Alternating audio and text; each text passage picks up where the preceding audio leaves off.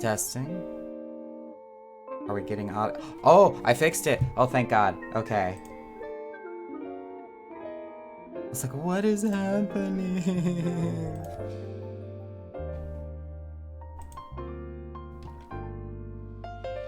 Okay. Wouldn't be a proper stream without technical difficulties, right? Right? We all know about this. Anyways, it's Wednesday. We are still trying to track down people that are nowhere to be found for raid. So we don't know if it is going to happen or not tonight. But we still got plenty of New Game Plus. We're into Heaven's Ward. We're helping out the brothers of Houseful Toms. And we are currently out in Camp Cloudtop, that's a tongue twister, with the younger brother whose name is now slipping from me. I know we were calling him Emil or Emil, one of the two. Anyways, that's where we're at. So that's where we're going to pick up and continue on from until we find out what's happening with Raid. And then at that point, we'll go into P4S if it happens. So we'll see. Anywho's, to the game.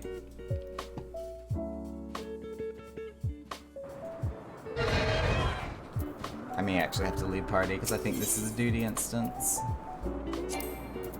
Yep.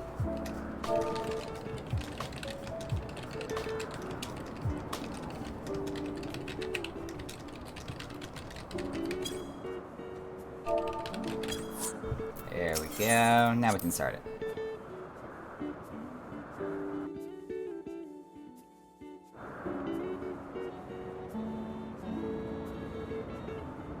Space, the final frontier. No, not really.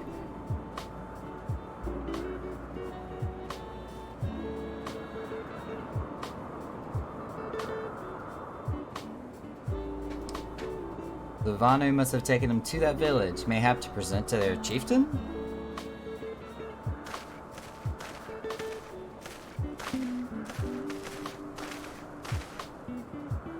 I will make haste to the Rose House and tell Lady... I forget what her nickname was. Lania that... what has happened.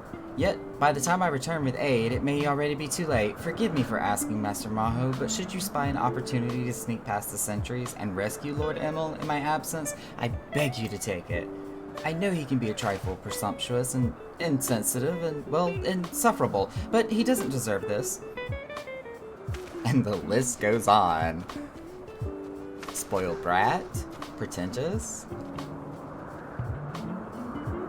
aloof, carefree in the bad way.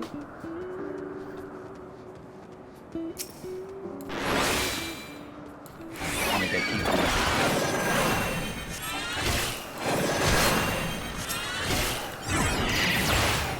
Jesus, it took up 50% of his HP. That skill is so OP. Watch out for the spikes, they hurt. I'm a one-man army. Bam.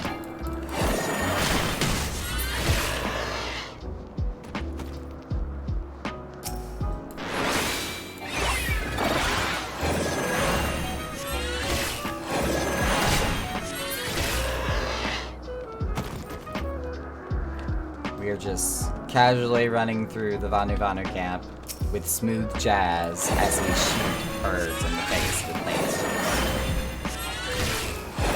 That is today's content brought to you by the One-Winged Tealer.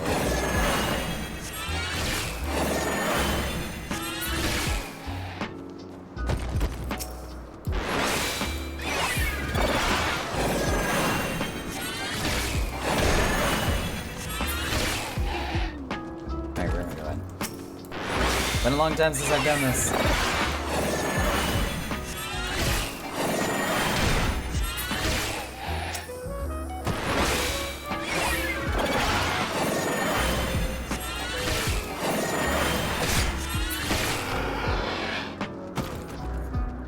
I'm just following the road. I have no idea if I'm going the right way or not. We shall find out soon.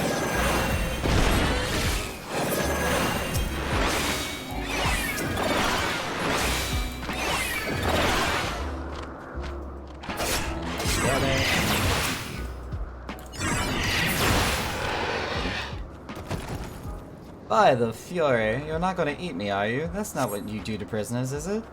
No, I gotta... Where is he yelling from? Hey, this guy's in green. Netherlings come to free prisoners. Spread word like thunder. Cast them into the crowds.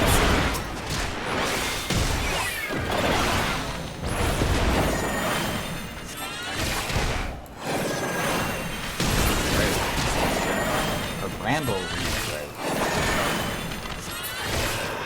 What am I supposed to do? Oh, he's tied up with brambleweed rope. Okay.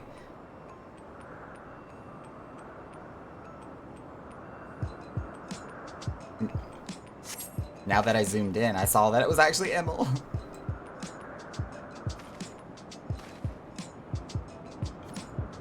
That was thoroughly unpleasant.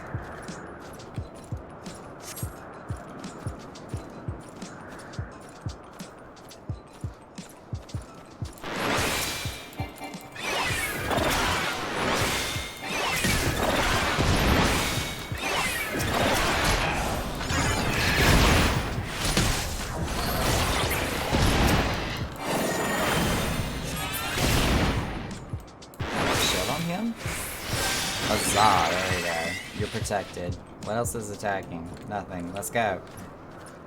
You're slow, Emil.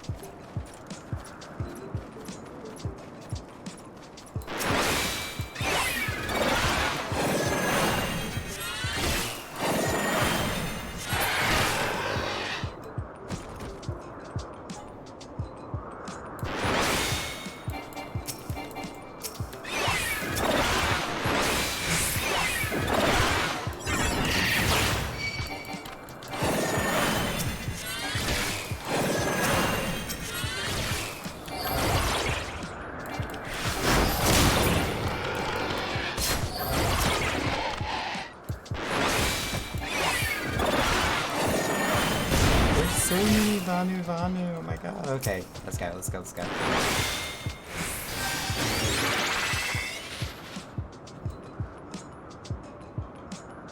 Help has arrived. The cavalry is here.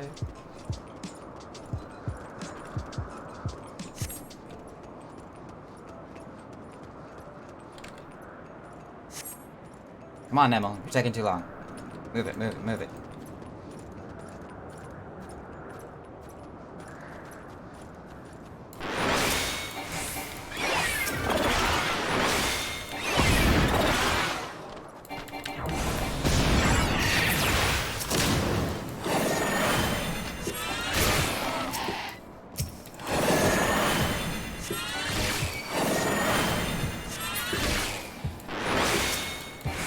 Alright, Emil, let's go. Move it. Don't just stand there, go.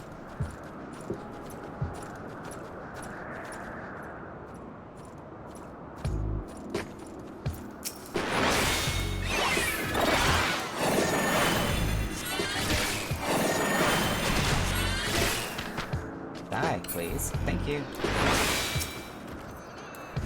Who are you? Is this Hashifa?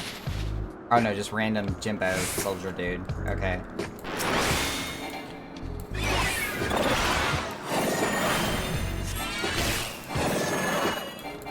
Oh, we're done? Oh, okay. Didn't even have to kill the dude. Well, that was easy.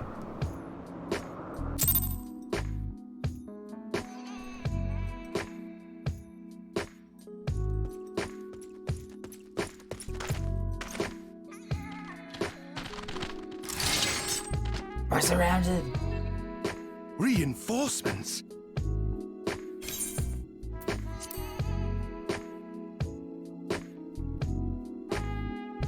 Emil, come on, get it together. Honu, chief of mighty Vundo, royals like blackest storm clouds. Run that down just a tad. Offer Netherlings to the white. Cloud sea swells, and he comes.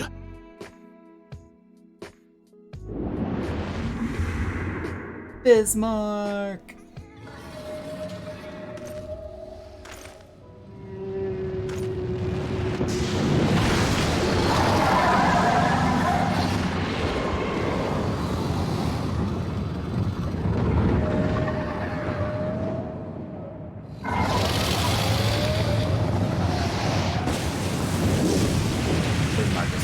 impressive in this cutscene. I love it.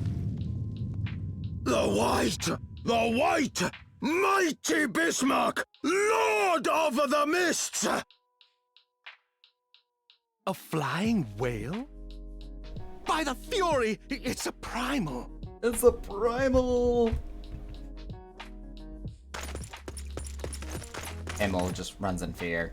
We must away.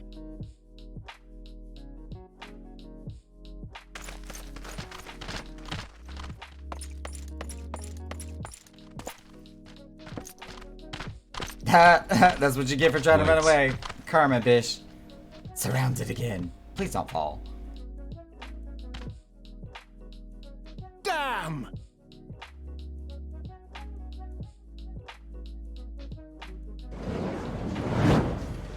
Cid coming to the rescue!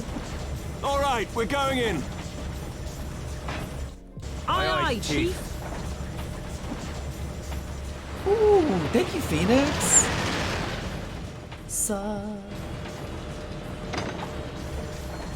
All aboard!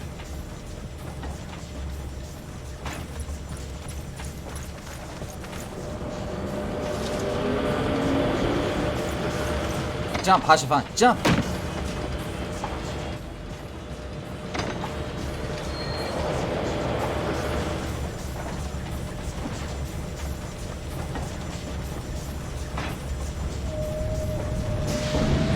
Fly away. Oh, he's in trouble. He's in trouble. Dodge. Evasive maneuvers.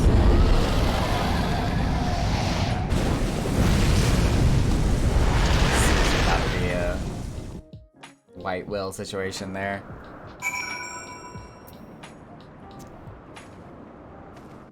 Right, now I can do the shout out. I was like, thank you so much for the sub, Phoenix. And I was trying to do a shout out, but if I tab out of the game, the audio stops. And I love your new profile picture, by the way. That looks so epic. So epic.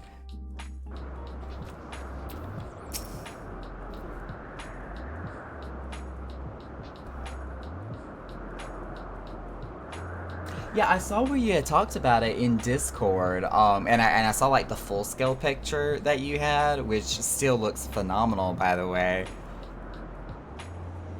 Wanted something that was fitting. It looks so good. Oh, they're chatting, and oh crap, stop. Character's just over here having a conversation. We're not even paying attention. Cid, anyway, came to Camp Cloudtop to cast an eye over the ship, only to learn that you had arrived some days before with an Ishgardian lording in tow. No, you fine. It's just the game decided to like auto-advance everything and I was not paying attention. Small world, I thought, just as said Lordling's manservant skittered into view, babbling about his master having been captured and you risking all to rescue him, and the rest, as they say, is history. Right, well, I hate to cut short our reunion, but I'm here on business after all, and the boys are already hard at work. Don't worry, old friend, we'll speak again soon, I promise. That's right, because he had to come to work on that big, massive airship that's sitting right there at Camp Cloudtop.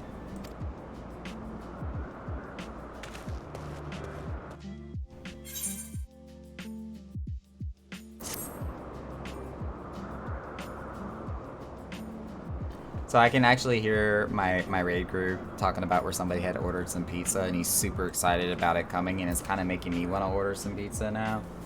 Or maybe even Chinese.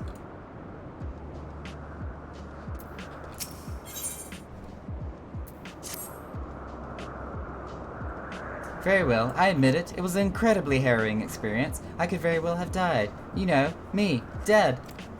Really, you're just not concerned about anybody else you had to trouble because you decided to go off on your own. On the other hand, by risking life and limb in the line of duty, I did succeed in uncovering the existence of a new primal, and that, old boy, is no small feat.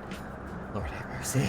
I made a historic discovery, a fact that even Lady Lania will have no choice but to acknowledge. Yes, I'm rather looking forward to basking in the sunshine of her praise. Speaking of which, isn't it time we made our triumphant return? No, she's about to fuss you the hell out. She is going to rip you open a new asshole. Look, I even got a well of my own.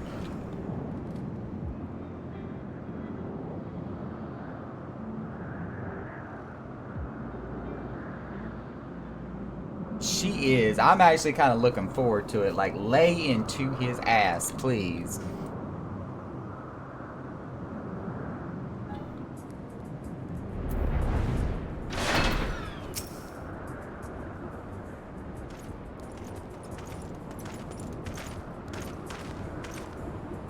Praise Halone, I feared the worst. What happened out there? Emma was being an idiot. That's what happened. A primal? Are you sure? Yet now that I think on it, this Bismarck is reminiscent of the White Whale of Vanu legend, a massive creature said to swim in the sea of clouds. From what I've learned of comparable summonings, the presence of the Vanu's god would certainly explain the sudden change in their behavior toward the people of Camp Cloud Top. Ah, you mean to say that they've fallen under the Primal's influence? I recall reading of such things in the documents provided by Master Alphinaud. Aren't we forgetting something important? Lady Lalania, a little recognition for the hero of the hour, a few choice expressions of gratitude, respect and admiration, and so on. Why yes, you are right, of course. Master Maho deserves all that and more for having risked his life to rescue such an esteemed personage. Well, if... She completely redirected that. Well, if there's naught else to discuss, I would depart for Ishgard forthwith. The Holy See and the Temple Knights must be informed of this new threat without delay. But of course, Master Maho, you've done more than enough here. Pray return to Ishgard with Lord Haurchefant and give my warmest regards to the Count. So that's it then? No more forays into enemy's territory? Very well, I can see my services are no longer needed. Take care, Lady Lalania. May our next meeting take place under more felicitous circumstances? Look, we gotta Google that one. Hold up. Pronounce Felicitous. Felicitous. Felicitous. Yep, there it is, right there. You said it. I don't even know what that means. What is the word felicity? I know that Felicity is a name. Felicitous means happy or joyous. So felicitous. Adverb. Got you. Yep, here it is. Pleasing and fortunate, well chosen, or suited to the circumstances. He's just trying to show off Emil because he has no better things to do other than cower in fear and or use big words. Some of us have to use what we got. If only he just wasn't so pretentious about it. All's well that ends well, eh? To the airship landing, then. We can speak on the journey home. Yes, Haurchefant. And then praise me some more and give me more flattery and then cast yourself off to the winds and make me cry and upset, and I'm not ready. And we're not even there yet. We still have a whiles to go before we get to that point in the story. Oh wait, this wants me to go to Ishgard. Why am I flying? Teleport.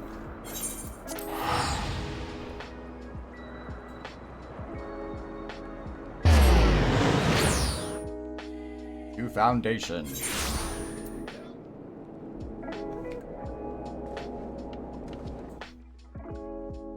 I think tonight's a bust. Rave ASMR. Right into the microphone. Yes, please.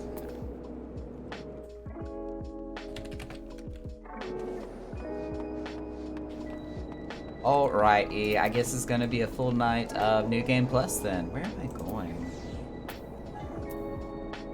Okay, to the airship landing.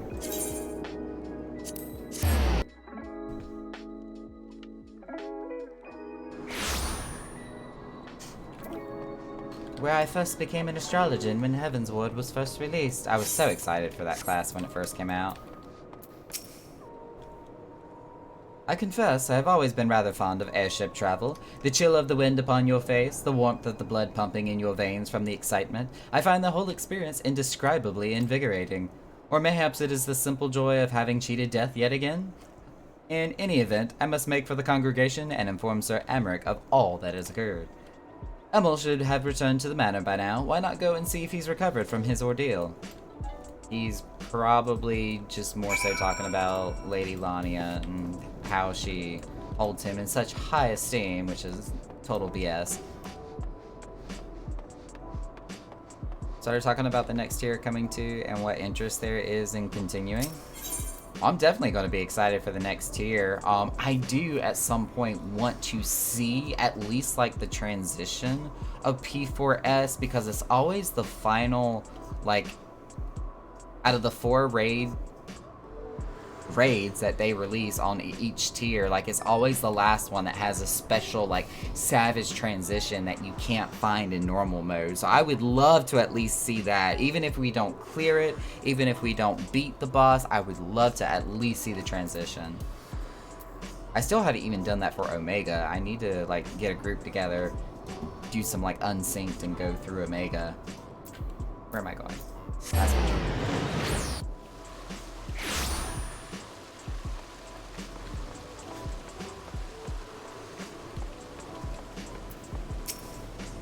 I should know your name by now, guard. I mean, I end up talking to you so much just to get into this place.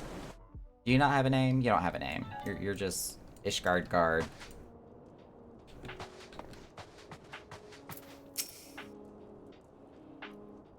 I was half expecting to find Emil laying on the couch with his hand upon his head. He's faint. Oh, it's you, Nakara. Whimper. Gods, did he have to strike me so hard? Father, he did not approve of how I handled matters in Camp Cloudtop, how I endangered the lives of others through my own sniff, recklessness, and incompetence. It's not easy playing the hero, is it? There it is, hand on the head, and he went faint. Yep, I knew it was gonna happen. I'm game for the unsync old content anytime if this group is petering to its end. A lot of talk about Burnout, new games, other new content coming. This is true. I know yesterday we were actually playing the new game that was just released, Stray. It came from a French game development company, and you literally get to play as a like domestic cat. Well, a stray cat, but you get to meow, you get to jump and climb all over everything, you get to scratch the walls and tear up the carpets and rip into furniture and literally like pick up stuff and hunt stuff down with your mouth and just carry it around, and it's so cute. I want to play as a kitty in a new game. Stray is really, really fun.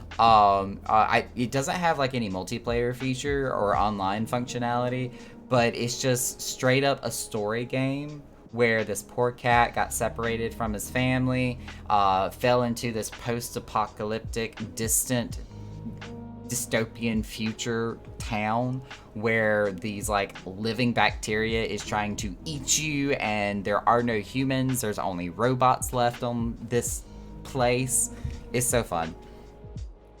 Well, I wouldn't exactly call it a chill game. It is fun just to be a cat. And it was so funny because I was talking about this with Rain Yatsu, who is also playing the game too. But when he went up to one of the sofas and like started scratching on it, he was like, "Oh my god, I finally get it. I understand why they do this. It is so satisfying to just scratch the furniture." And that was the exact same thing that I said the first time that I did it too. And it's like, I truly understand why cats do what they do now because of this video game. But there's a lot of like intense adrenaline junkie moments that happen in the game. It's not like jump scares or anything, but you know, cats are cute and they're precious, and you don't want anything bad to happen to them. So whenever something bad happens in the game, you just start freaking the hell out. It's kind of like when the dog dies in a movie and you just like completely have a nervous breakdown because the dog died, but when the main character, protagonist, dies, you don't care. That's kind of what Stray is like. Because the character is an animal instead of an actual like humanoid being, you care about it so much more. I have PlayStation Premium now. Been playing old games like Tropico 5. Think SimCity, but in the Caribbean with wars and exports and crime lords and assassinations? What? That sounds incredibly insane. Kind of sort of reminds me of Assassin's Creed for some reason. Cats are insane creatures with nothing really they need to do in their life other than eat, sleep, and you know what? If your life was that mundane, you would get up to trouble too. You know, it's the simple joys. It really is just these simple things and that type of life that just bring you so much like dopamine and serotonin.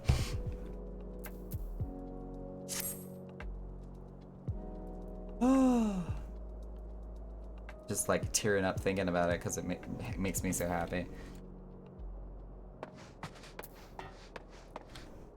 I'm actually tempted to like put down Final Fantasy right now, change the stream title, and be like, let's go play some Stray.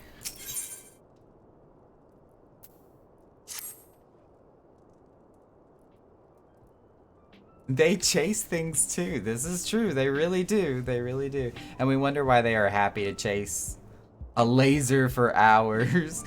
Role players. Oh, let me get a shout out.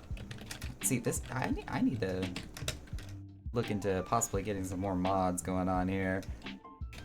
Wow, I cannot type. Oh my god, honey, I need some help. There we go. Where's my sound effects? They're supposed. What? Is my soundboard broken? I think my soundboard is broken too. There we go. We're just gonna do it manually since it didn't work. Oh, did it? Well, for some reason I didn't hear it. Okay. My audio went absolutely ape shit crazy earlier. I don't know what happened. I think I need to like restart my computer, but I already started the stream, so if y'all heard it, okay, that makes me happy. Yours did that too yesterday? It like completely went ape shit. Like my voice meter. Let me pull this on screen because this was like slightly scary. I don't even know which screen I have displayed right now. Let me like minimize some stuff just in case. Display capture. Okay, so it's this my left side screen. Close some stuff. Make sure I'm not showing anything I don't need to be showing. Yeah, my entire voice meter, everything with my hardware input, my virtual inputs, and just everything across the board went red. Nothing was responding. Everything shut down. My sound drivers were all disabled. I don't know what happened. VoiceMod was even freaking out, saying that there's no input, no output, that nothing was working. Like, I just had big red messages all over VoiceMod saying nothing was functioning. It was not okay at all. I probably spent about 10 minutes trying to figure it out and fix it. Put everything back to the way it was. Oven beeped. Oh, you got something in the oven. Yeah, we gotta stop talking about food. I'm gonna get hungry. Where is... There we go. That's the button I was looking for. But yeah, technical issues. It wouldn't be a proper stream without him, right? We all know that. Ah, Master Maho, my lord the Count much desires to speak with you regarding your time with Lord Artie and Lord Emil. If you would remain here for a moment. Just big old quotations, butler status. Watch him be like Black Butler and can kick anybody's butt, including mine. The hero returns. Woo! I cannot thank you enough for saving young Emanalane's life. Aye, he told me everything. Manalane, that is a name. Jesus. I'm just gonna call him Emil. I've also received letters from both House Samael and Durandare praising your conduct. Desmond and that Duncan of House Forton. You've won us much honor, my friend.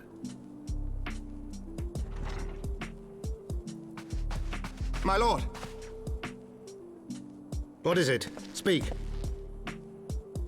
Pray forgive the intrusion, my lord, but I bring grave tidings. He said speak like he was a dog. Master Alphino and Mistress Tataru have been detained on suspicion of fomenting heresy. What? Explain. They were observed entering a tavern in the lower levels on some half-dozen occasions. There, it is claimed, they made a number of inquiries. Inquiries which brought them into contact with certain elements. 'Twas this which prompted a Knight of the Heavens Ward to demand that they be questioned. Sir Grinno, my lord. Grinno? Sir The Grinno is a Grinch? brute. An exceedingly accomplished brute, but a brute nonetheless. Alas, he is also a son of House Zamayo. The Grinch of Dismal. How quickly we forget the petty nature of men. I'd wager your friends are no more than pawns in another of my countrymen's games. Such is the way of things between the high houses. Politics.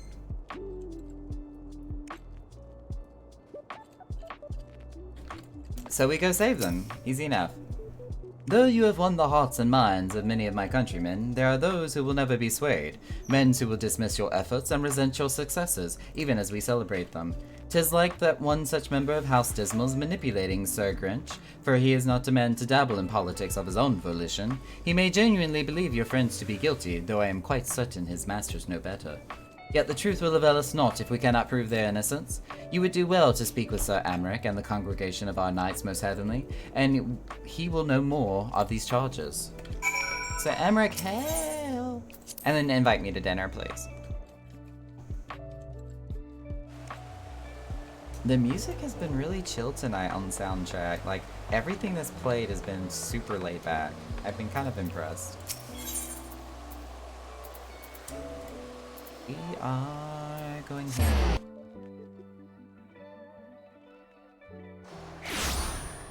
I'm telling you, the quality of life standard that they added to the Aethernet teleportation feature has been phenomenal.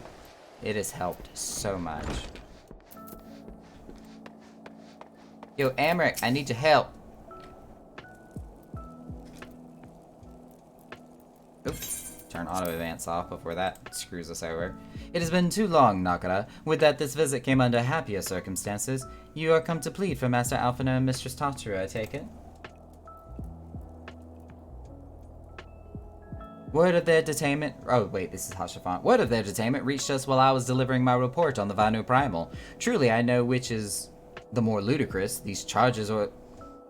Truly, I know not which is more ludicrous. I was like, I didn't read that right. Those charges or that flying feathered well. That Sir Grinch accusations are baseless, I have no doubt. Refuting them would be difficult. However, he is a knight of the Heaven's Ward. I speak of the personal guard of the Archbishop, the 12 finest knights of all of Ishgard, sworn to serve as eminence alone. Suffice it to say, their testimony is unimpeachable, and I have not the authority to challenge their actions. After all the Scions have done, routing the heretics and defeating Shiva, helping us to defend the steps of faith and drive back the Dravanian horde, after proving themselves true allies on countless occasions, is there naught we can do? I fear there is but one path left to us. We must demand a trial by combat. But of course. In a trial of combat sanctioned by the Inquisition, the victor's claim is judged true regardless of the petitioner's standing. Under Ishgardian law, a trial by combat pits the accuser against the accused. In this instance, Master Alphinaud and Mistress Tataru would be expected to face Sir Grinch, and a second of his choosing, another knight of the Heaven's Ward most like. Two of them? By the Fury, they can hardly be considered fair. Master Alphinaud's magical talents will not have gone unnoticed, meaning that he will have no choice but to participate. Mistress Tataru, on the other hand, is quite obviously bereft of martial skill, and should be afforded the right to name a champion to fight in her stead. Lest you doubt, I am ready and willing to serve in this capacity, as I am sure it is Lord Hashafant, but all here present know that you are the most accomplished warrior among us, and mayhap in the realm at large. Of course I will defend Tataru. She is the precious bean and shall not be touched. Then it is settled. I will visit Master Alphinaud at once and inform him of our intentions, Nakara. Meet me at the tribunal when you have made ready. Until then, my friend. If they touch Tataru, I will murder them in their sleep. Simple as that. Nothing more needs to be said. How is that tiny oh, wait a minute, never mind. Nakara's looking at stuff wrong. Just ignore me. I don't know what I'm talking about. Anyway, to the pillars. Let's go. We are going to the tribunal.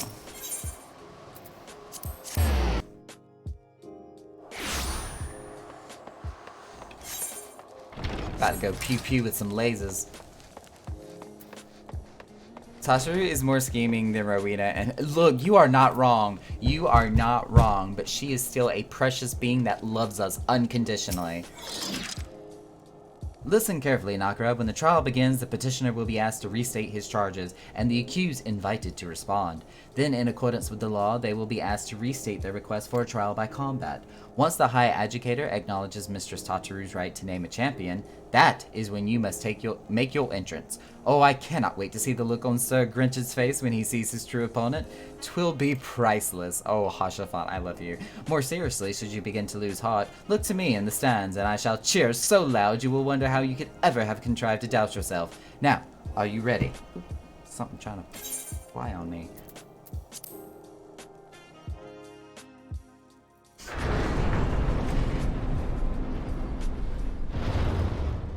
Oh, she looks scared. And Alphinaud just looks mad. We are gathered here today under the watchful gaze of the Fury to ascertain the guilt of 2 souls in a trial by combat. Petitioners, step forward. There's something in my eyes. Okay, I'm good. Sir Grinno, for the benefit of all here present, I would ask you to repeat the charges which you have leveled against this man and this woman. Sir Grinch. I, Sir Grinno de Zemile, brother of the Heavens Ward, did bear witness to these 2 foreigners consorting with heretics. God, he literally sounds evil.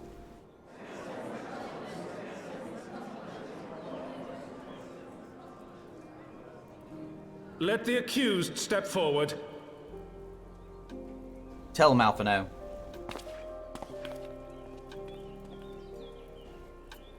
Alphinaud Leveilleur, Tataru Taru, you have heard the charges leveled against you.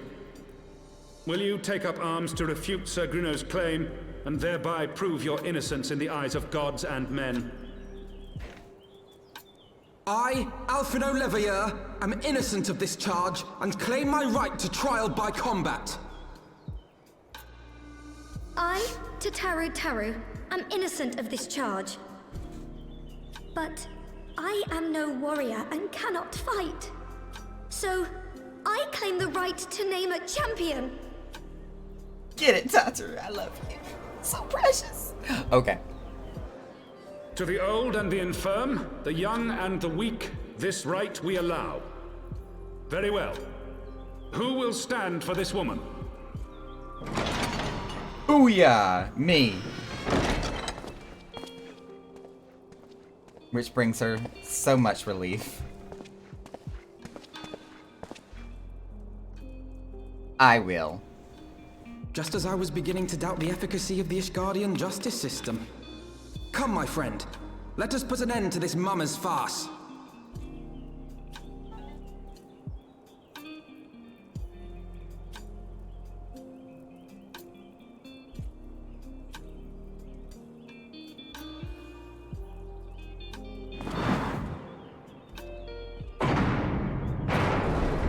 Oh my god, I forgot that this was like frickin' dungeon style.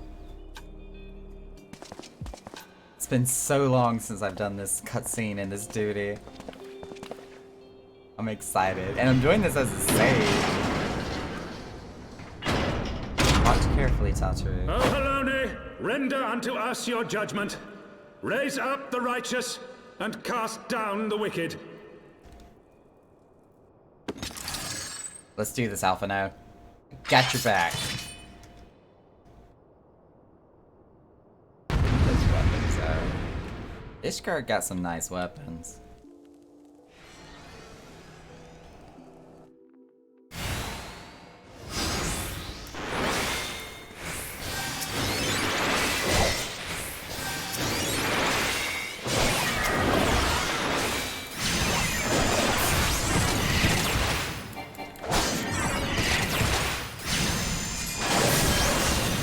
I have my pride.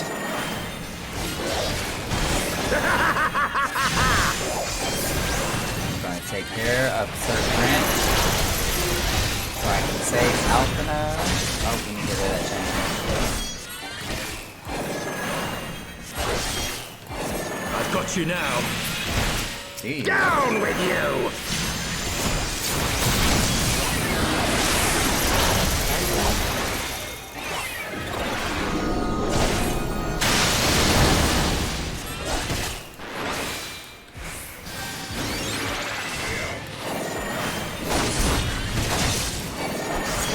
Save Alphinaud.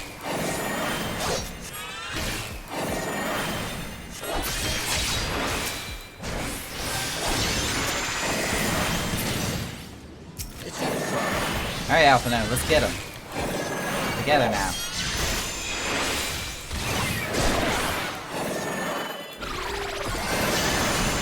Hells take you.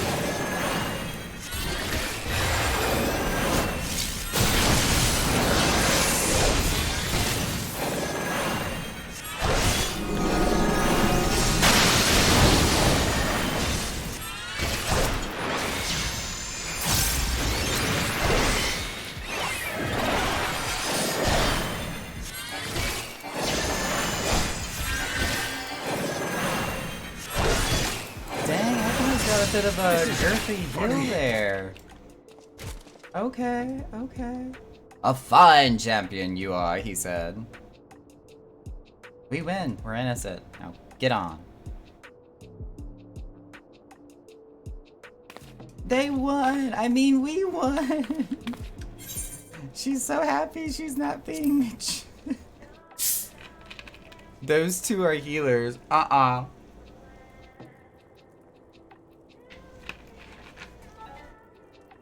We are green DPS, sir. And technically, Alphinaud at this point in time is not even, like, a healer. He is an Arcanist, if you were to break it down to base classes. Because he still uses Carbuncle. The Fury has spoken. Alphinaud Olivia, Tatsuru, you are hereby acquitted of all charges. Blessed are we who receive her wisdom and see justice wrought by her divine hand. Petitioners, accused, go forth in peace. Delivered from an untimely demise yet again. My thanks as always.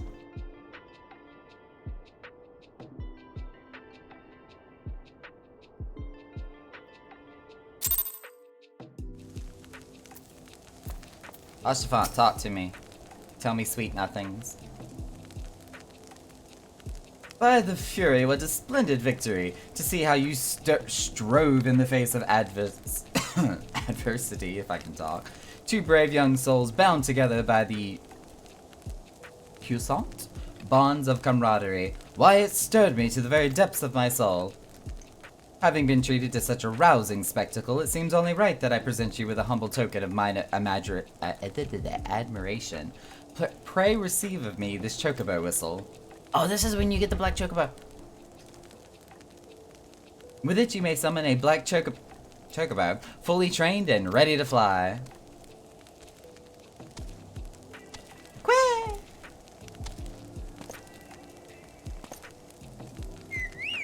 It's horse farts. Jesus Christ. Magnificent, is she not? Strong yet sleek, elegant yet eager. What say you, Nakra? Will you take her for your steed? Seriously, could you imagine if Rowena, Tatsuru, and Ambulance got together for a bit? I mean, they kinda sorta do, in a sense. Lord Hoshafant, chocobos are prohibited in the Supreme Sacred Tribunal of Hellonic That is a mouthful. Good God. Your steed must remain outside.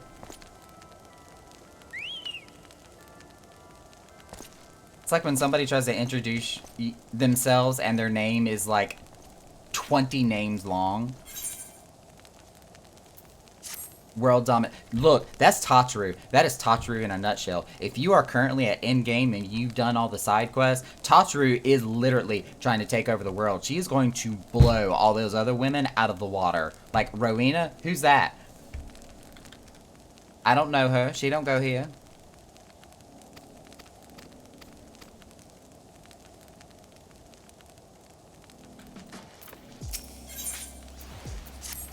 For real. Tataru's scary. I love her. She's precious, and she deserves all the protection in the world, but she is scary. Black chocobos are all well and good, but the true reward for your effort is the exoneration of your comrades. They shall be released upon the completion of certain minor formalities, which I mean to see to personally. In the meantime, pray return to Four Tops Manor. The Count has done so already, and will doubtless be eager to discuss the day's events. Dun da da da.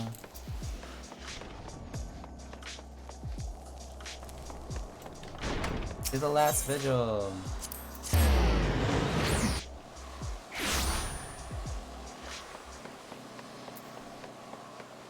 Alright, Four Tops Guard.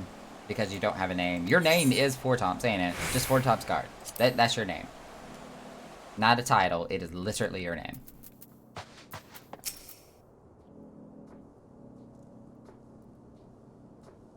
Polone smiles upon us yet again, Master Madho, guiding you to victory and setting your comrades free. I confess, I did fear for your safety, which is not to say I doubted your prowess, you understand. I merely know the strength of your opponents. You do have a habit of exceeding my expectations. Besting two of the Heavens Ward while the city's elite looked on. By the Fury, anyone who has been paying attention to you will surely do so from now on. Yaha! Knock knock. My lord! Yet again, interrupting us. We have just received a message from the vault. His Eminence, the Archbishop, requests the presence of Master Maho. An invitation from the Archbishop? What an honor. A personal summons is indeed a great honor, and given recent events, you would be wise not to delay. Go, Master Maho, we shall speak anon. A priest will be waiting for you outside the vault. Identify yourself to him and he will escort you inside.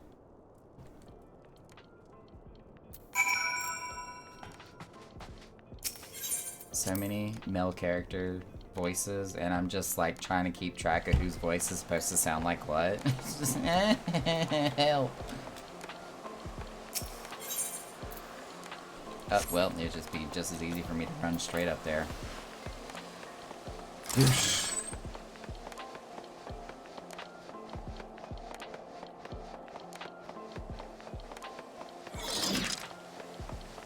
I really do like the fact that they make your gap closer kind of wings with your actual newlist and stuff. It's too bad you can't use it without an actual target to use it upon, though. We are honored to receive you, Master Maho. This way, please. My foot itches.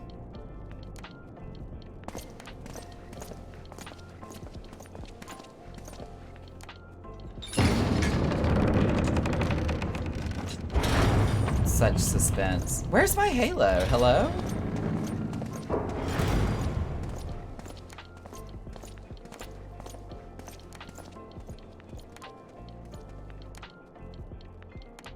Your Eminence, it is my honor to present to you the Warrior of Light.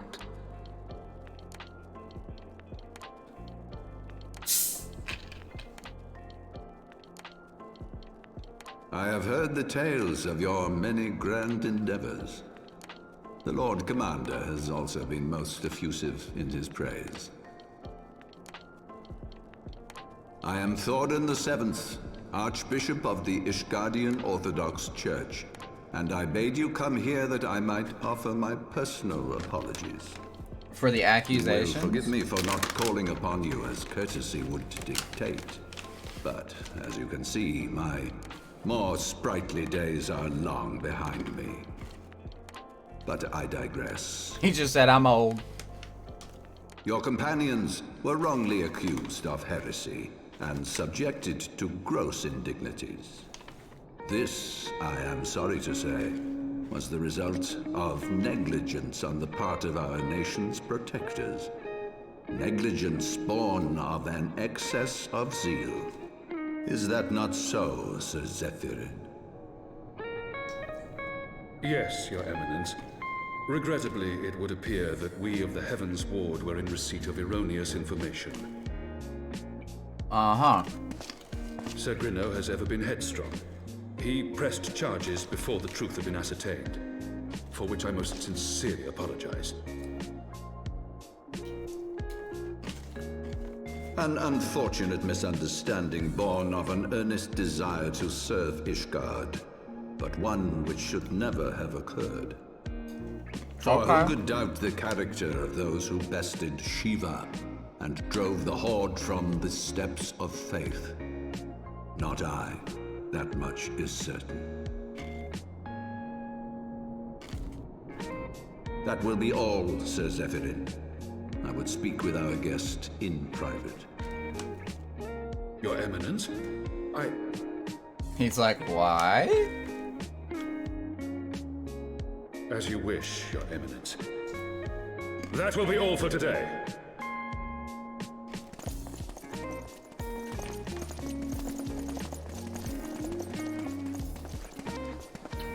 Amric's like, be careful.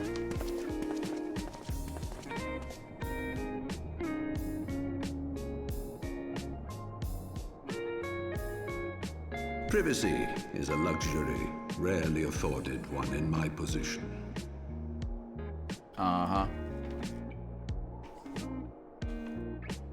Now, tell me, young man, what do you know of the Ascians? Dum dum dum! Much and more, I shouldn't wonder. Being the bringer of light. You should know that I myself have met with them. Have entertained them as guests, even.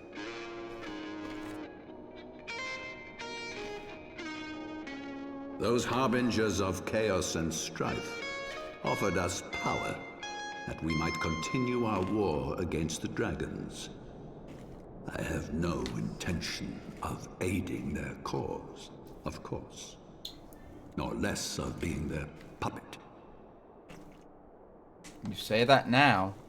Yet, were I to refuse them outright, I should learn naught of their true objectives and remain powerless to stop them. Thus have I hearkened to their words with interest and paid lip service to their beliefs, biding my time and preparing for the inevitable conflict. And why do I tell you this?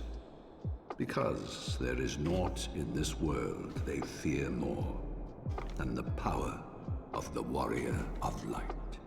Uh-huh. If we are to rid ourselves of these vile interlopers, we must needs work together. With our combined strength, I have faith that we can wrest Eorzea from their grasp and pave the way for a lasting peace. Think on it. Not at first. But there still is the entire deception of just the church in general that he was holding on to, and the separation of class.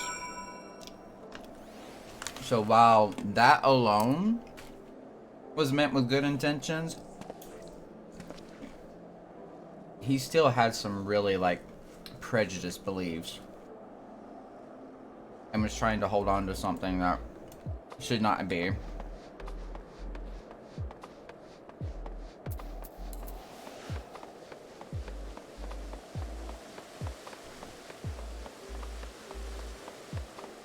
Was what a lot of people would call an anti-villain. Yeah.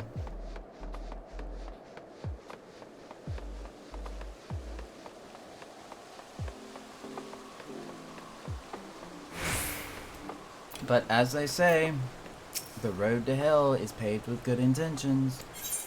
It's not the destination that's in question, but the method of getting there that can be very wrong. When people have to turn around and say, you know, the ends justifies the means, that already should be an automatic red flag. It's like, no it doesn't.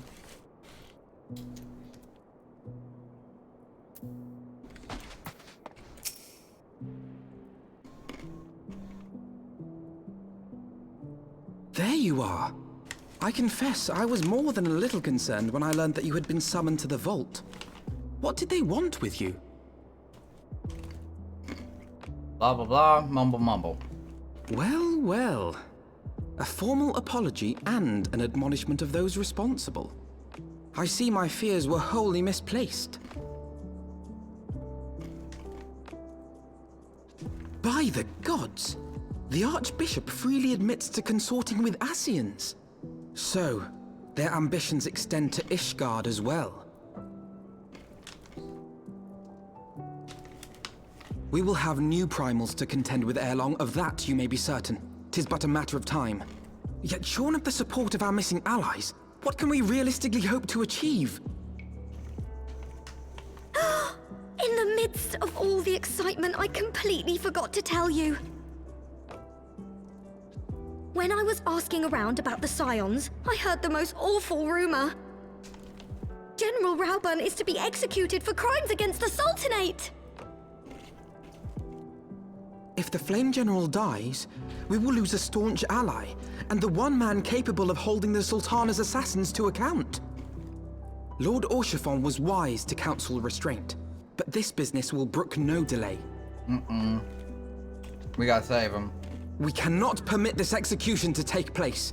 We must save Rauburn. Commence rescue mission.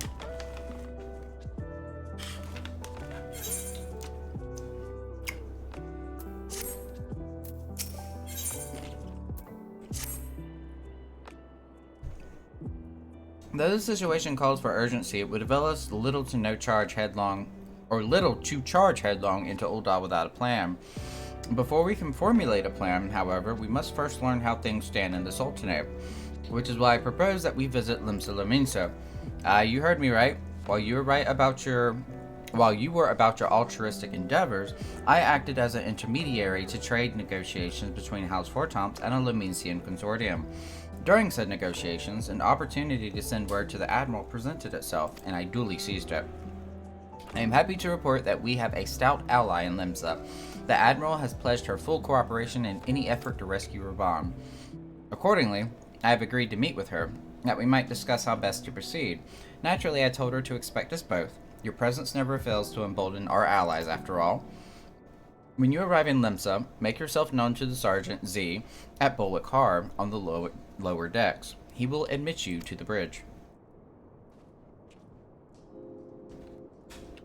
Alright, let's go to Limsa.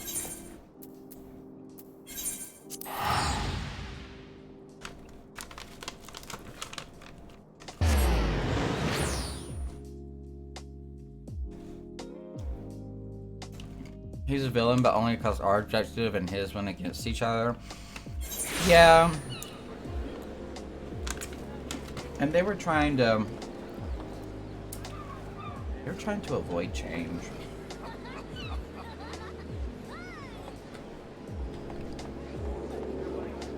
Like they felt what they were doing was righteous. Which, you know, is an understandable perception. But to risk everything that was being put at risk because of it, just... no.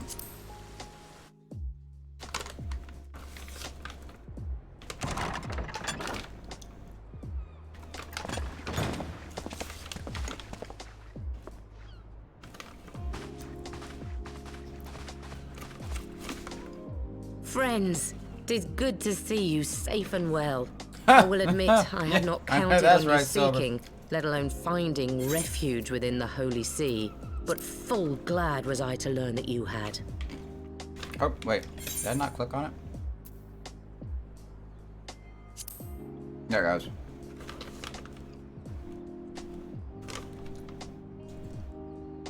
Thankfully, we had allies there who took us under their wing. And theirs was not the only aid we receive, I suspect. When we fled Ul'dah, we fully expected to become wanted men, known to all and hounded at every turn. Yet that did not come to pass. On the contrary, 'twould seem the charges against us have not been made public. Might we have you to thank for that, Admiral? Sharp as ever, Master Alphinaud. On Marshal Terrapin's urging, the Elder Seed Seer and I demanded that the Syndicate suppress news of the Scion's alleged crimes, until such time as irrefutable evidence could be found. Our argument was simple. Lacking proof, to accuse the saviors of the realm of so unlikely a crime would have the people up in arms. In their wisdom, the Syndicate agreed, as you yourself have seen. There is something you should know. Some few days prior to the banquet, the Elder Seedseer and I were summoned for a private audience with the Sultana. There, she revealed her intent to announce her abdication, that she might pave the way for the establishment of an Uldan Republic. What? But such an announcement would have plunged the entire nation into chaos. She was well aware of that. 'Twas for fear of what might ensue that she summoned us. Her Grace wanted the Elder Seedseer and I to lend Raoban a helping hand, you see? To aid him in preserving the peace during the transition. So, having somehow caught wind of her plan, Lolorito and Teleji plotted the Sultana's assassination in the hope of maintaining the constitutional status quo. But they must have known that her death would sow as much chaos as her abdication. Chaos from which Teleji alone might feasibly stand to profit. Surely Lolorito would never knowingly... Ah, could it be? I dare not hope.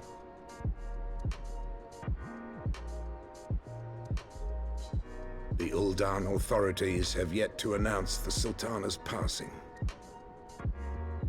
To allay any suspicion that may arise from Her Grace's absence, they have issued a statement to the effect that she is presently convalescing from illness. Mayhap they're waiting for a fitting moment to break the news. Or mayhap they know of some other reason to delay. Something else has been bothering me, Admiral. I was dismayed to learn that General Raoban is to be executed. Yet upon hearing the news, I could not help but wonder why he had been kept alive for so long. Pray mistake not my meaning. I am, of course, overjoyed that our friend still draws breath, and that he might yet be saved. But if his enemies truly wished to eliminate him, they could have done so immediately. I see no reason for this delay. Aye, you've struck upon an important point, Master Alphinaud. Following his capture, Raoban had been held in the Marasaja pit within Uldar. In recent days, however, he has reportedly been moved to an unknown location. Queerly, 'twas not the Brass Blades who spirited him away either, but a band of soldiers decked in blue. The Crystal Braves. Aye. If I read the winds aright, the arrangement between Lord Lolorito and the Braves has come under strain. At any rate, if we're to rescue Raoban, we'll have to find him first. And you'll be glad to hear that I have already entrusted the task to those best able to see it done. Our friends of Doma.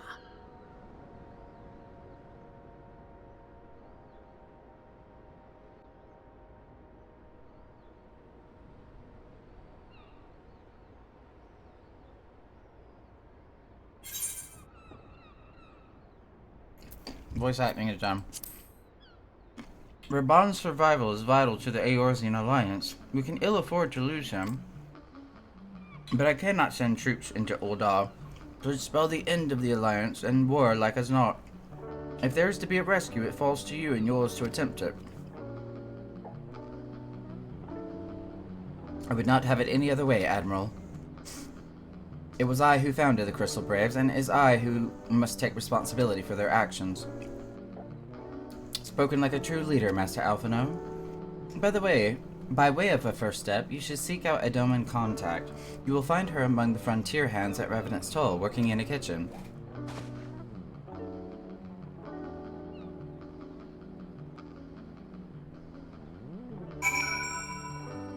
Two more Dona!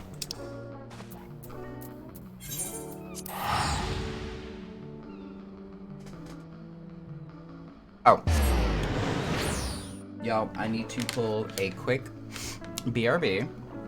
Partner's asking me a question about food.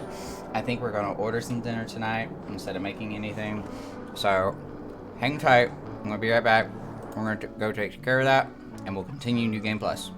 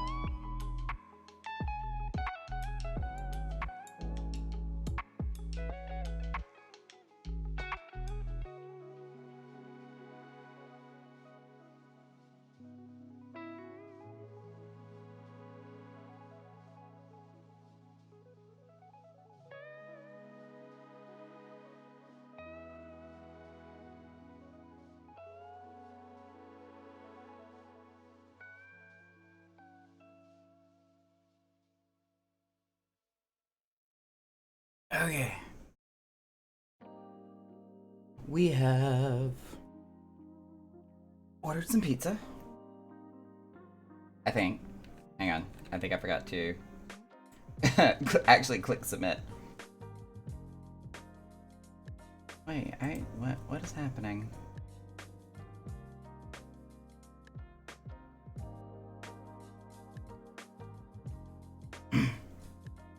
Hello, Google?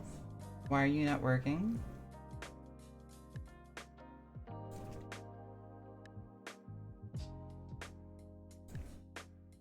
So I'm pretty sure y'all are familiar with like the Honey app. So like when you go online to order or shop for something, it'll automatically like try to find coupons and discounts for you. For some reason, Honey logged me out, and I don't know why. To buy your gift? Wait, what? No, I don't want to buy a gift card. Go away.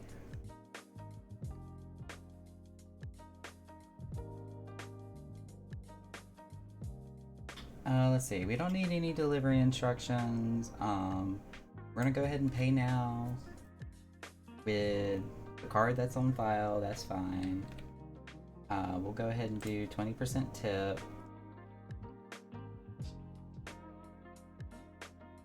And that should be it. Good lord, what is the delivery charge? How did it go up from like $14 to that much? Like double. Anyways, we're gonna place the order.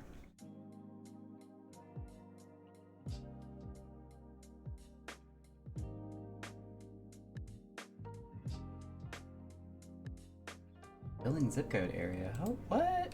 Oh my god. That is the wrong zip code.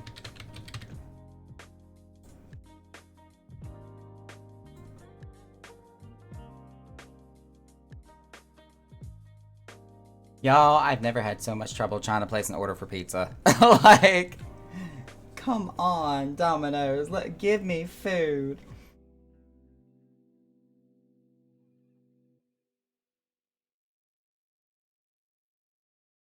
Did it work? Can I get a pizza tracker? Has my order been submitted? Confirmation? Something? Huzzah! Okay, it worked. It went through. About a little over 30 minutes. It should be here. Okay. Anyways, continuing on. Back to the game. We are looking for somebody. Oh, she's in the kitchen. That's right.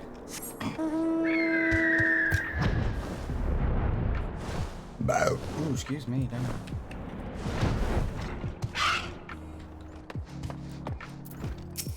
Giddy. Master Nakara, I knew in my heart that you were safe, but to see you again in the flesh, words cannot well express my relief. Even as the victory feast was taking place, the Crystal Braves turned upon us and took the Rising Stones by force. Amid the chaos, some few of my compatriots and I were able to slip away unnoticed. Since then, we have remained in Revenant's Toll, keeping watch over the mutineers while awaiting your return. Oh, Alphino's here too. You have done well by us, and we Domans do not soon forget our debts. We swear to all within our power to aid you. Complete. You know, I'm a little curious. Because the Crystal Braves have taken over the Rising Stones, am I locked out? Can I go into the Rising Stones? Yeah, there's a brass blade in front of the door. You, easy now, friend. I'll not raise the alarm. I'm not fool enough to believe the rumors. That said, I cannot well let you pass. Orders are orders. Dang. He's like, I think you're innocent, but I've been told not to let anybody in. Okay, I get it. I will not get you in trouble or hurt you. Shortly before you arrived, I received word from the Lensa Lominsa that you were searching for General Raban. As the Admiral will have informed you, he was recently moved from his cell in the Marasaja pit. At the same why does that sound like something from Star Wars? At the same juncture, Yu Hase and the 3rd unit were observed leaving the Rising Stone. This can be no simple coincidence. Their purpose, we believe, is to escort the Flame General to the scene of his execution. Suffice it to say, we have people shadowing the Third. If you would join the hunt, pray seek out Doware at Highbridge, where I too am bound. I just got a Moogle message. Is there a Moogle in Mor Dhona? Is there? Yeah, there it is. Delivery Moogle. I can't talk to the Moogle while in New Game. That's bullcrap. Anyways, we're going to Highbridge. That's Eastern Thanalan, right?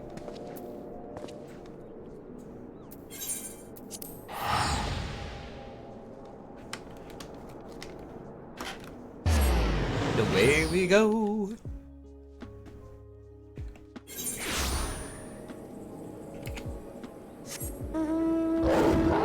This way with my floofy, flaming nine tails.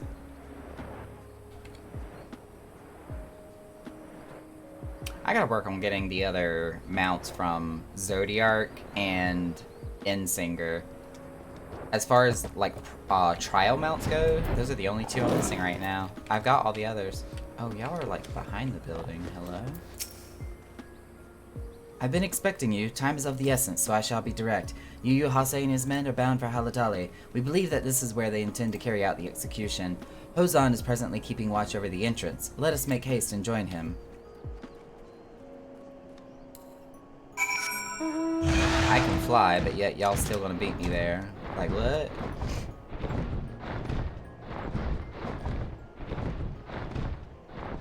Go, Rathalos, go!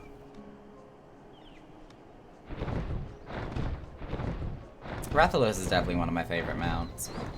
He just, I don't know, he just looks awesome when he's flying. Not so much when he's running on the ground, but still. I got stuck.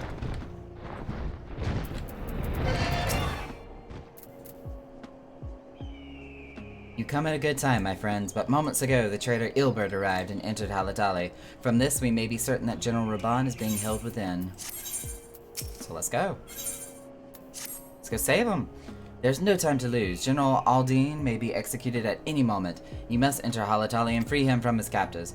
Please see to your preparations and tell me when you're ready to proceed. One of our own will accompany you. I'm ready. Let's go. I got lasers. I'm gonna go pew pew, shoot stuff, and people, and things, and free Raban. That's a lot of blue coats.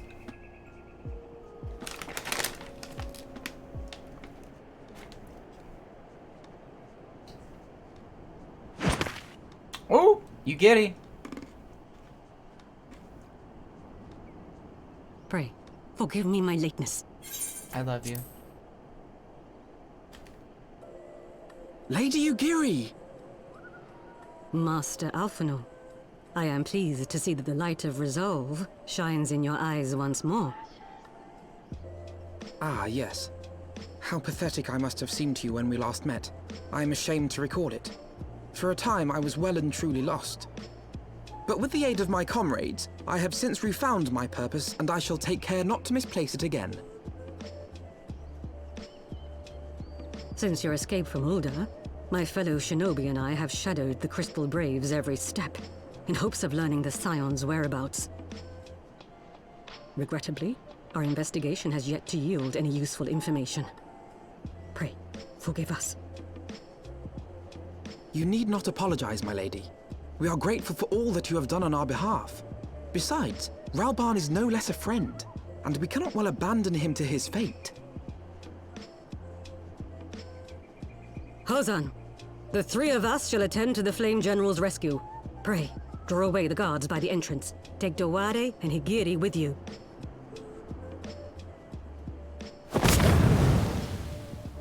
And he gone.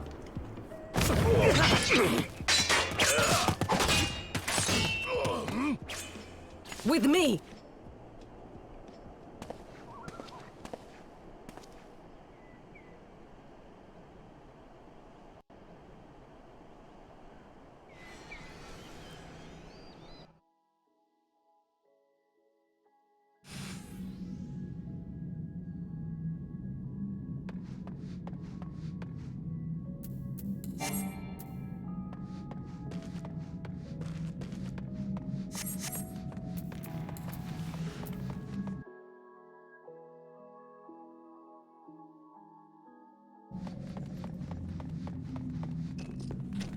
Thank you. Apparently my hotkey didn't work. But I was trying to see if I could change over to ninja and it wouldn't let me and I was sad. Oh god, you giddy. That fire scares me. Away with you! I was about to say, Alphino, are you even attacking? Hello?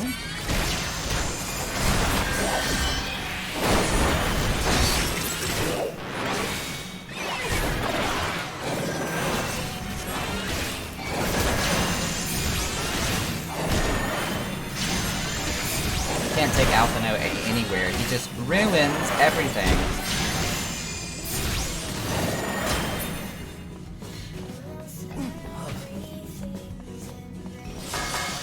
Huh. It's not moving. That's weird. Oh, okay. There's gotta be some more, like, pumped up music somewhere. Hang on. Let's try this one. What about this one?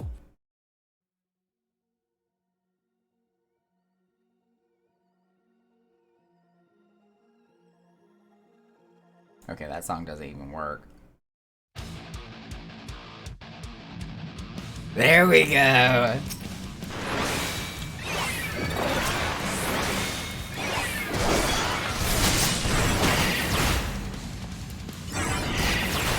Leave this to me!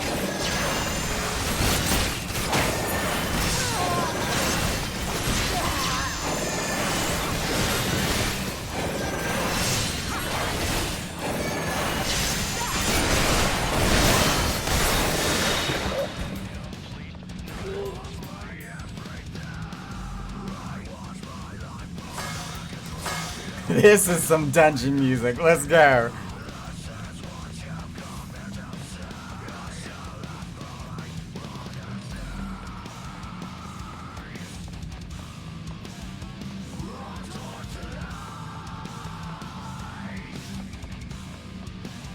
We're coming, Revive!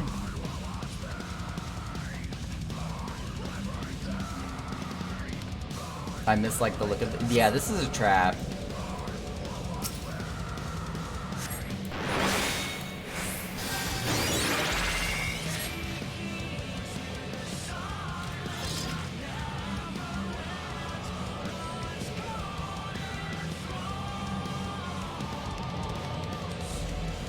He's bound by some manner of Magitech device, yet I dare not force it open. It may well be booby-trapped. I mean, he is chained to it. I have heard of such devices. The Crystal Braves will possess the key.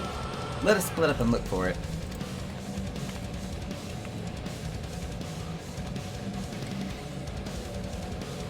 That will not be necessary. Oh, Yuyuhase, pray do not take it personally, my friends. You are the victims of harsh economic conditions.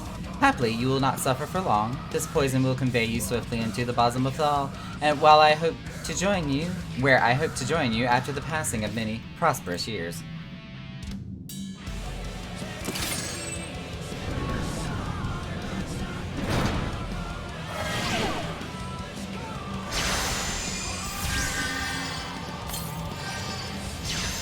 Alright, Alphino. Let's get this door open.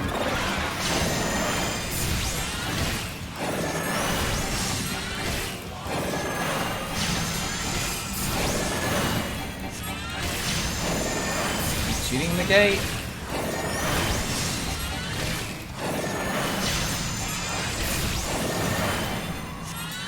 Oh, we're in trouble.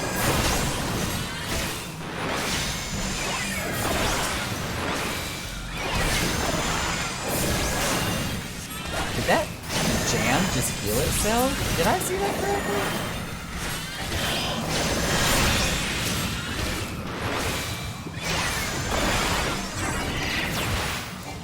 Beat this door open.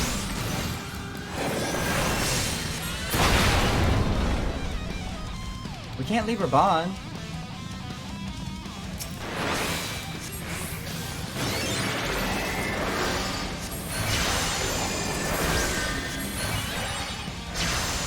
Tracy to the nest in the key. Alright, I'm on my way. But where?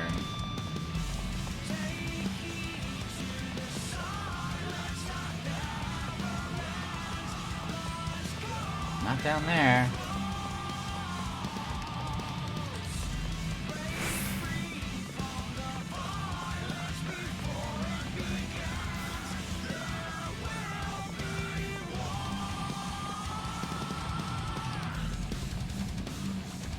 We literally busted through that gate.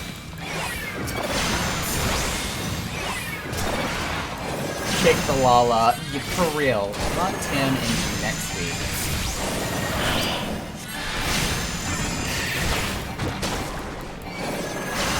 Stop working.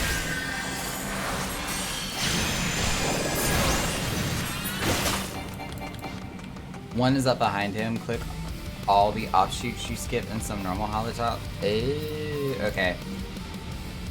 Yeah, I went to one of the side, right outside of the gate that we busted open. I didn't see anything there.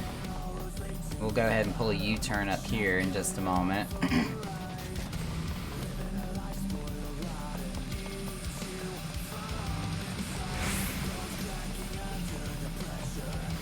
Oh wait, that's redlined. Okay. Oh, up here.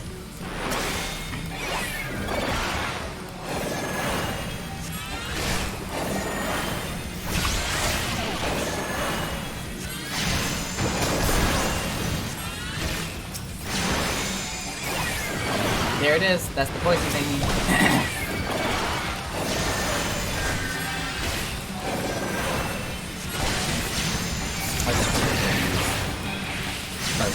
Bam.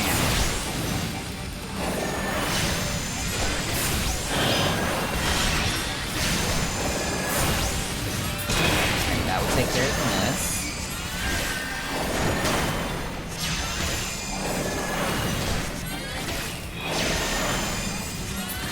Now we can go back to Raban. Find the key. Oh, the door opened.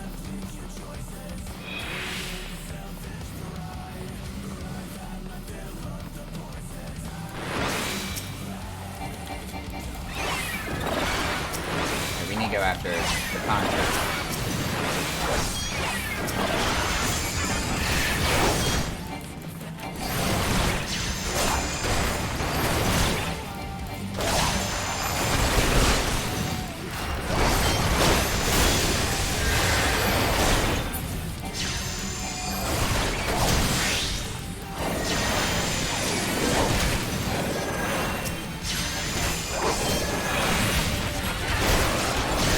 No, you don't hit really hard, just for the record. I mean, granted, all you got is ruin, but still. Here it is. Identification key. It's not just like a jail cell key.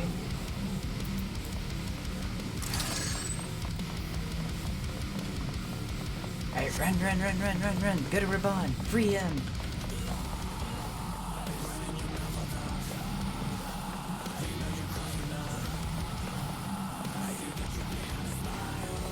Somebody's playing Sea of Thieves. Just popped up on my screen. They're doing a quality check on our pizzas. It's gonna be out for delivery soon. Excitement.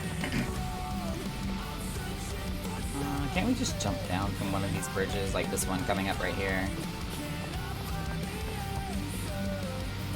Yep, right here. Boop, shortcut.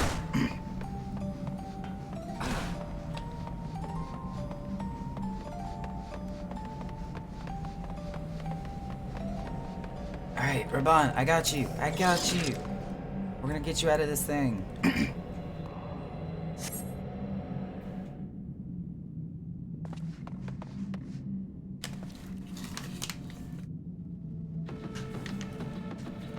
My thanks, he says. Slowly, General, you're yet to weep from your ordeal. Nevertheless, we must quit this place. I should have known what our clever contrivances to the Warrior of Light. Well done, hero. Yugiri, stab him. Kill him, assassinate him right there. Ilberd. You mean to struggle on, then? Very well. If you would stand in my way, I will cut you down like all the rest. Come, Scions, let's get this over with. Sloppy. Oh damn, Ilbert came right for me.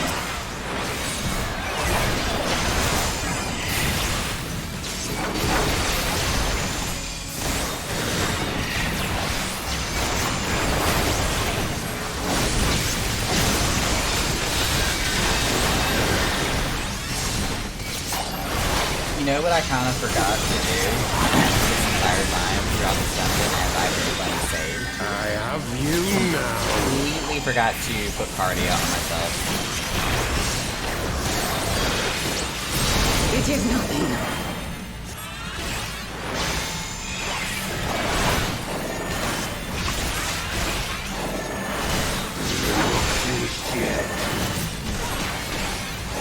I think there is actually a redeem sloppy, if I'm not mistaken. Oh, never mind, I lied. I know I've got the sound clip though. Sloppy! I'll tear you limb from limb! You didn't even get to cast your skill, I pew-pewed you. My pizza is 8 minutes away. This changes nothing. It changes everything, you sorry piece of crap. It is over, Ilbert. Lay down your arms and surrender yourself to justice. Justice? Justice for what exactly? 'Twas not I who assassinated the Sultana, boy.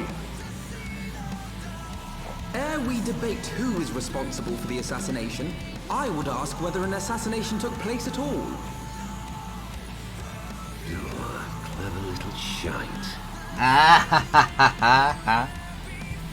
If you think you fight for justice, lad, you'd best wake up.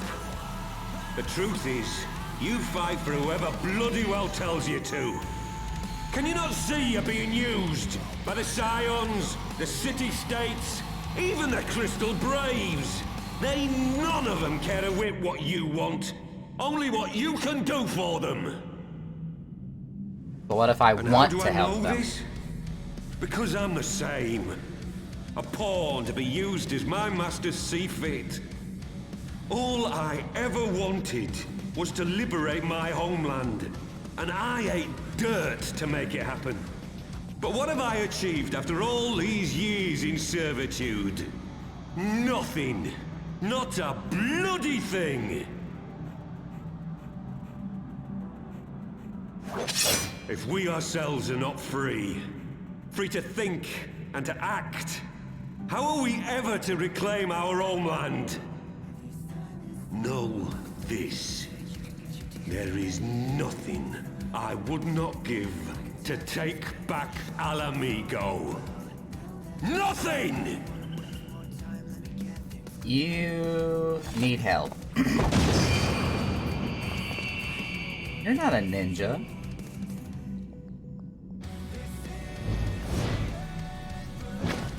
You'll not get away!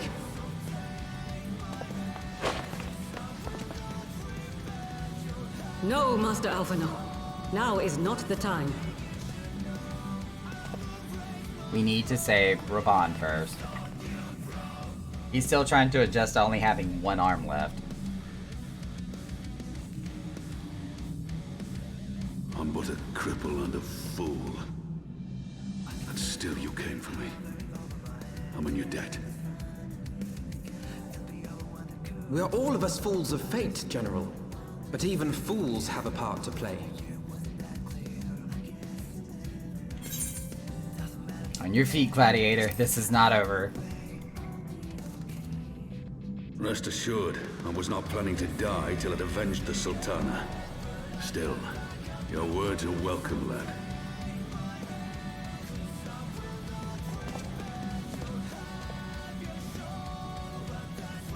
Know this, Ilbert.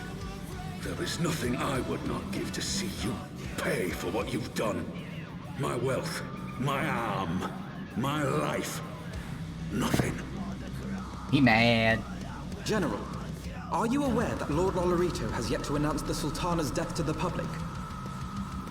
What? No, No, I was not aware of that, nor of anything else outside my cell. It is passing strange, though. I assumed the bastard would make it known at the first opportunity, and set about tearing down the Sultanate. Nope. As did we all. And it is indeed strange that he did not. Strange, or perhaps revealing. Hydrate? Now, I have no conclusive proof, nor do I wish to. I don't have tea, but I got Sprite. But I have reason to believe that Her Grace may yet to live. What? But how can that be? Forgive me, friends, but it is not safe here. Let us continue this conversation without. That's right, you giddy. Make them focus. Get the hell out.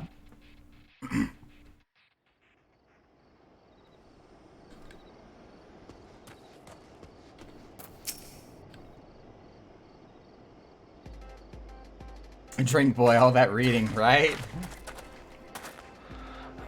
The general is safe. What news without? Wrong button. Ah. My lady, the guards have been subdued as per your command. We have since kept watch over the entrance, and there has been no further activity. Then Ilbert and his minions have fled via some other egress. Scour the perimeter for signs of their passing. At once, my lady. Dun, da, da, da. Who dis? General Aldine, I presume, in the Scions of the Southern Dawn. Who are you? Identify yourself.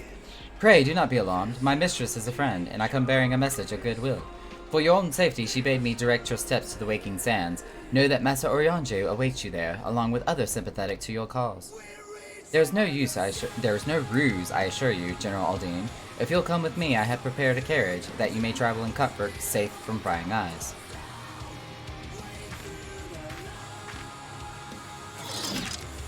I was ready to go pew pew. He's like, okay, let's go.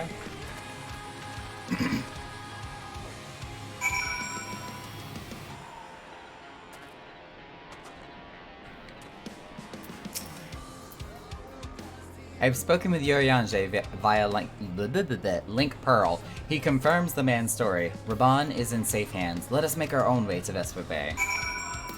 And away we go. I don't have any Vesper Bay tickets, so we're gonna have to fly.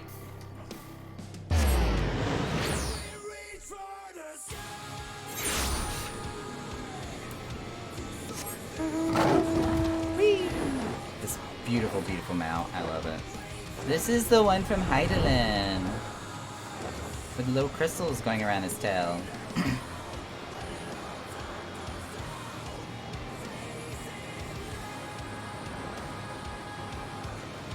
Oh, I guess we can go back to the, not so oh my god dungeon music.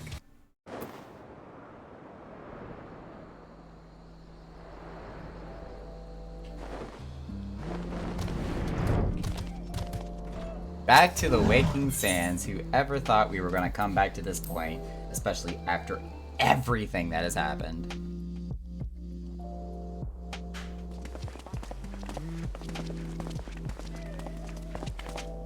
My dearest friends, praise be unto the 12 for delivering you from the clutches of treachery. It's good to see you too, Urianger. Who are these people with you? Pippin! Pippin! My son! And Master Papashan besides! Papashan, that's who he is. Forgive me, Father. I should have been at Her Grace's side. Save your tears. The Sultana yet lives. Who dis? You. It was I who arranged this gathering. And judging by your perplexed expressions, it would seem introductions are in order. I am Dulala, head of the Order of Noldthal, and member of the Syndicate. What you said about the Sultana, is it true? Is she alive? Young man, I understand you were with the Sultana when she drank from the poisoned goblet and collapsed. Would I be correct in assuming that you did not personally verify Her Grace's vital signs? Why ask when 'tis plain you know the answer? Calm yourself, General, and let me finish. The truth is not as you imagine it. You are all victims of a most ingenious ruse. A ruse conceived to eliminate the threat posed by Teleji Adeleji. 'Tis my belief that Teleji plotted the Sultana's assassination alone, but that Lolorito caught wind of his plot and exploited it to his own ends. He sought to manipulate you into eliminating Teleji for him, and you duly obliged. At one fell swoop, he removed his two foremost rivals, all the while remaining above suspicion. God strike me down for a fool. But the Sultana, how can it be that she lives? She lives because Lolorito willed it. Her own lady-in-waiting is but one of his many little birds. By her sleight of hand, the poison was switched for a less deadly draught before it could reach her mistress's lips. Some manner of sedative, perchance, of a potency sufficient to induce a slumber like unto death. Were I to guess, I would say Her Grace is being held somewhere, dreaming dreams of a brighter Uldar, even as we speak. Oh, Nanamo. I will never forgive Lolorito for his part in this. Though Lolorito's hands are far from clean, they did pluck Her Grace from the jaws of death. That must count for something. And though one may call the man's methods into question, it cannot be denied that he knows the value of stability, to the very gill, like as not. He craves power, 'tis true, but he has no desire to depose the Sultana. I had never taken sides in your feud with the monetarists, but it was not for want of concern for our nation's welfare. Indeed, 'twas out of the desire to see order restored that I furnished your Far Eastern friends with information, and arranged this gathering.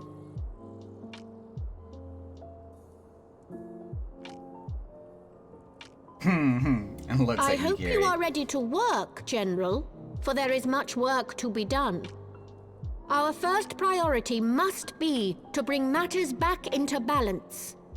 Lest you forget Her Grace's words, the true wealth of Uldar lies in the health, happiness, and hopes of her people. As for the more worldly kind of wealth, I am content to let Lolorito help himself to whatever Teleji Adeleji left behind. You, meanwhile, must do that which you alone can do. Rescue Her Grace and take your place at her side once more, for her sake and that of our nation.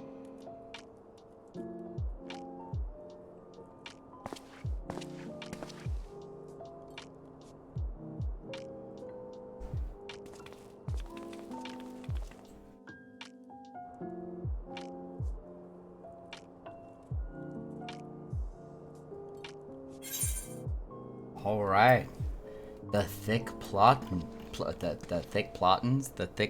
Wow, words are hard. The plot thickens is what I was trying to say. Oh god, that thought is a plot. Anyways, Alphinaud, yeah, what do you got to say? I had not counted on Prioress Dulala herself appearing. In my defense, my suspicions regarding the Sultana proved more prescient. Much remains to be done, but in rescuing Raban, we have taken a vital first step towards resolving matters in Ul'dah. We couldn't have done it without you, Nakara. Thank you. She is alive. The Sultana lives. Alphinaud receives a call on his link pearl. Ring, ring, ring, ring, banana phone. Tataru, yes. General Raban is now in safe hands. What? Another assault? Very well, we shall return at once. Pray notify the Count of our coming. It would seem we face yet another crisis. The Dravanians are preparing to resume their siege on the Holy See. Though I am loath to abandon the Sultana to her fate, we lack the necessary evidence to act upon Dulala's claims. That being the case, I propose we leave Marshal Terrapin and the others to investigate, and return with all haste to Ishgard. We're literally having to bounce back and forth between two nations that are having national crises right now.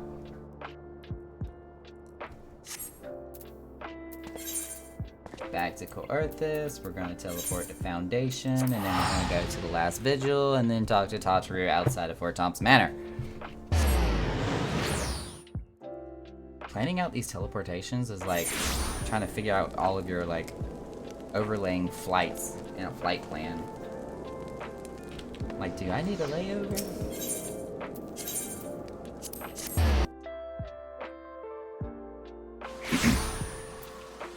Tataru. There's a lot of people doing quests out here. Look at all those cutscene symbols. Ah, there you are. Sorry for cutting your reunion with General Raban so short. I wouldn't have bothered you, but the city's awash with rumors of another Dravanian attack, and Lord Hoshafant was desperate to get a hold of you. Speaking of whom, he and the others are waiting for you inside, so you better head in. Cajun? Ogre. Interesting. No search info though, sus. Oh, wait. Not the door. The guard. Sorry, guard.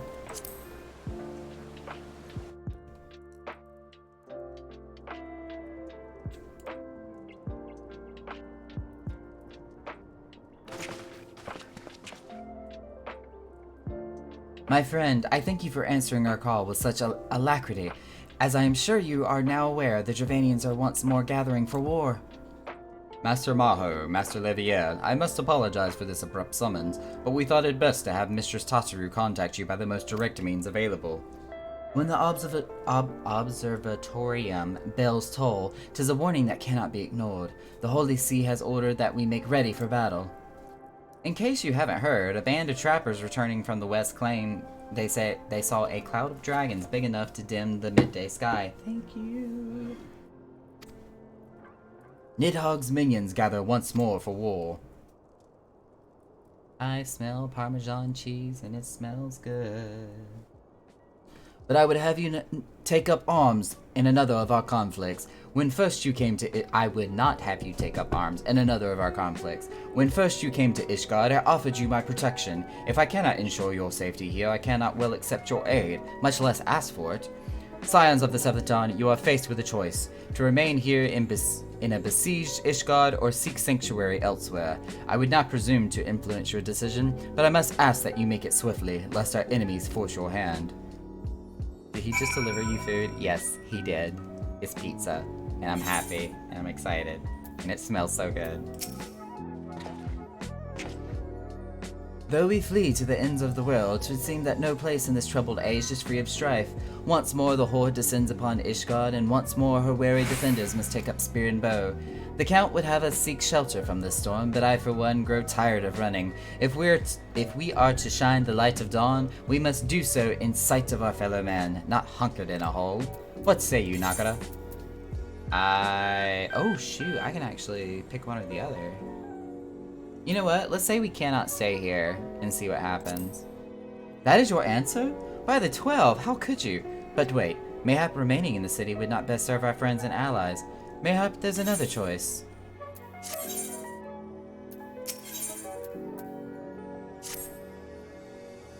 The choice we make this day may have grave implications for our order. It is only right that Tataru should have a say. Come, let us meet outside and discuss the path that lies before us. Basically saying, we shouldn't be talking about this in earshot of everybody.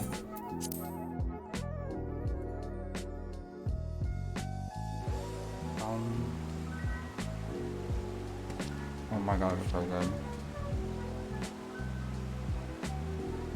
Ooh. There's some red pepper on there too. Mercy.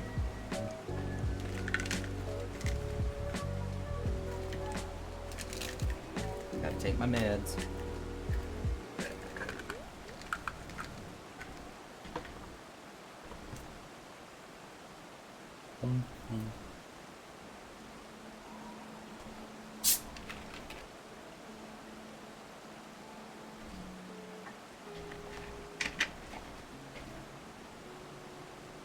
Ooh, red pepper and Sprite.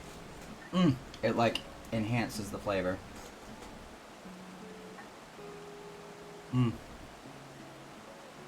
So good.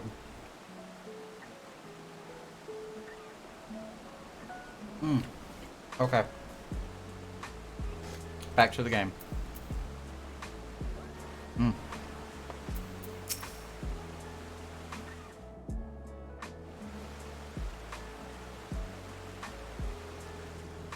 Ishgard cannot well endure another assault. Even should her knights succeed in turning back the Horde, the casualties will be catastrophic.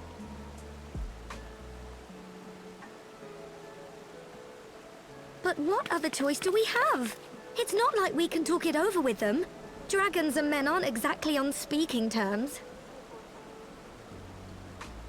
With certain notable exceptions.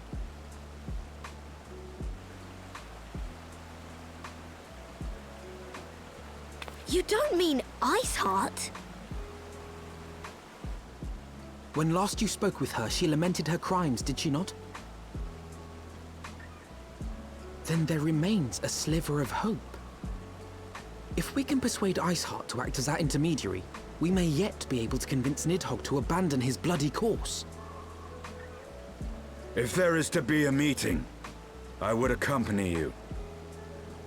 Estinian coming out of nowhere. Estinian? Even with your intermediary, Nidhogg's blood rage may render him deaf to reason. However, the mere attempt may afford our forces precious time to prepare. Of course, you might also consider a more direct approach to ending this conflict. With the power of the Eye at my disposal, and the vaunted strength of the Warrior of Light, we could conceivably slay the beast outright. If we are to risk a face-to-face meeting with the Dread Worm, I for one would feel safer in the company of the Azure Dragoon. However, I should only turn to your lance if my words failed to find their mark. Is that clear? Perfectly.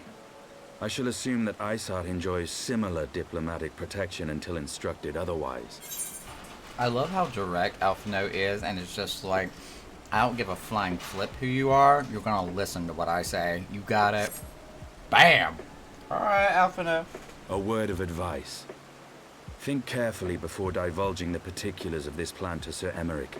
'Twould not do to have the Lord Commander accused of consorting with heretics. Indeed. I thank you for your counsel, Estinian. We shall be honored to have you with us.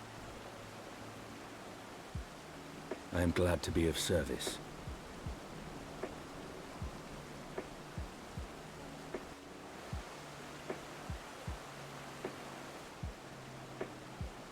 Let me get the Parmesan off my hand.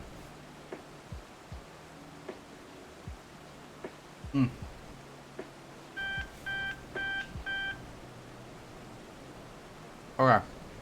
I'm also beeping. My blood sugar is like, you need to eat something, ho.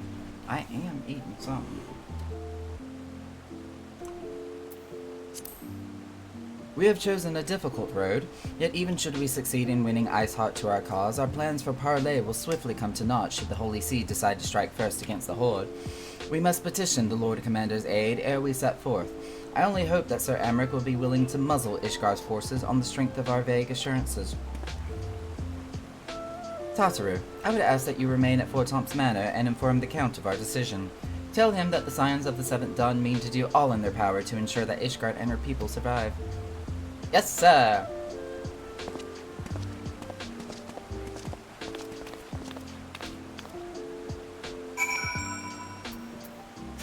Just so decisive.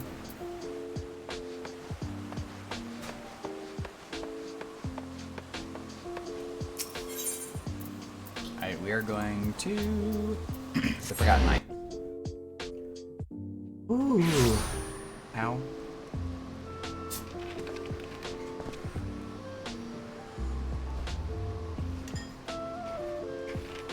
Has it really only been 2 hours? God, it feels like it's been like 4. Anywho. Well, then again, it's not even 10 o'clock yet.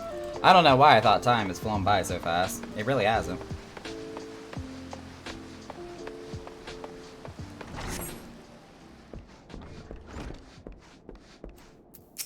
I need to speak with it.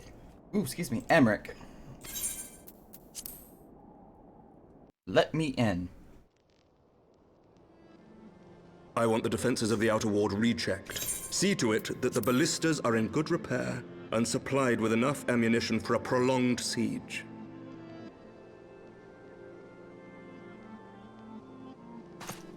At once, my lord.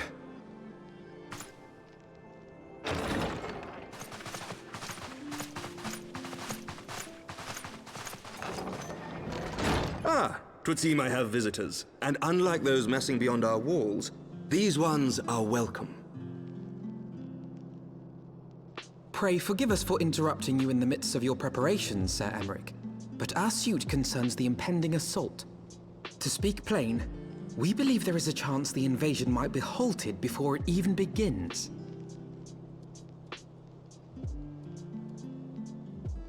I can divulge little more at this time, but I must nevertheless request that you advise the Holy See to refrain from launching any preemptive sorties whilst we seek to put our plans in motion. I will gladly lend my support to any endeavor that could spare the blood of my countrymen, but I would know more of the cause you would have me champion. Will you not share aught of this mysterious undertaking? Know that I have offered my lance to aid in this endeavor. I cannot claim that its success is assured, but our actions should serve to delay Nidhogg's advance at the very least. Which is more than can be said for the ill-conceived counterattack advocated by the sea's more vocal crusaders. They offer glorious death, but little hope of victory. Aye, their proposal does not inspire confidence. Our resources should rightly be spent shoring up the city's defenses. The Azure Dragoon and the Warrior of Light sallying forth together to face the dread worm Nidhogg.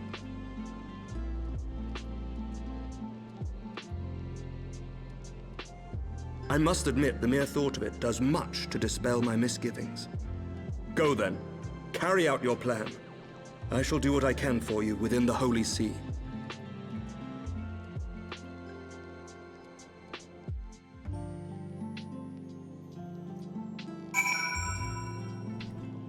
Woo! Spicy pizza, spicy. So good. Having secured Sir Emmerich's support, we may proceed without fear of a preemptive Ishgardian attack, which is not to say we can afford to dither.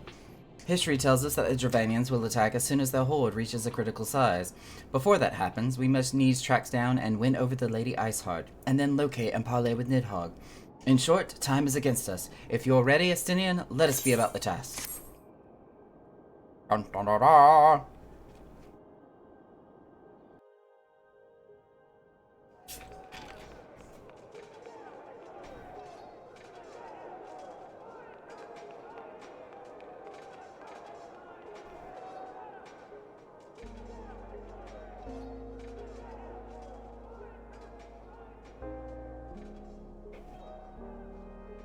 Such commotion.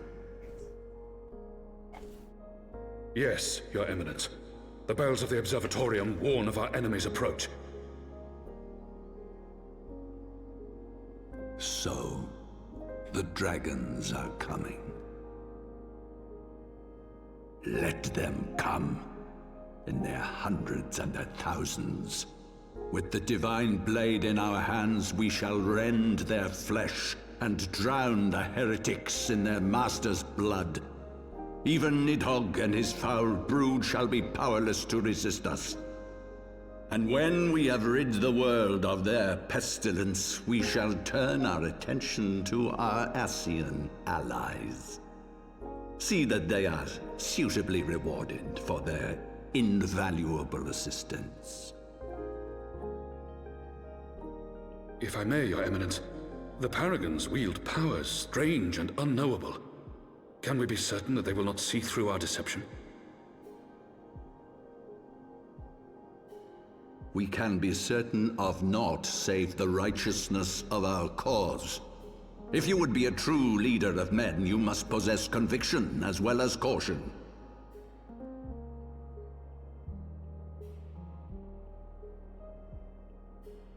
We seek to excise the root of an evil that has blighted us for 1,000 years. The risk is worth the reward. And what of Estinian and this Warrior of Light? They have plans of their own. Leave them to their purpose.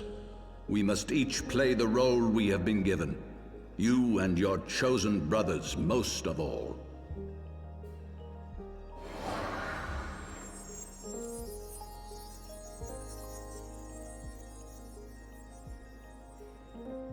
For the glory of King Thordan.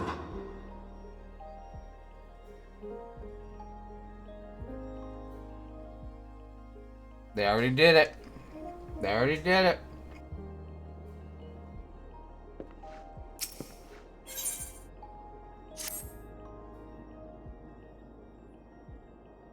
Before we set forth, we must needs inform Tataru of our plans. Then I shall await you at St. Renich Forum. Tell your friend we may be some time. The road you have chosen is neither short nor easy. I've got a total mouthful of pizza right now.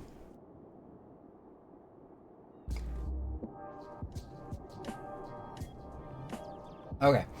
Of that I need no reminding. Come, Nagra, let us head to Four-Temps Manor. Four-Temps. Four-Temps.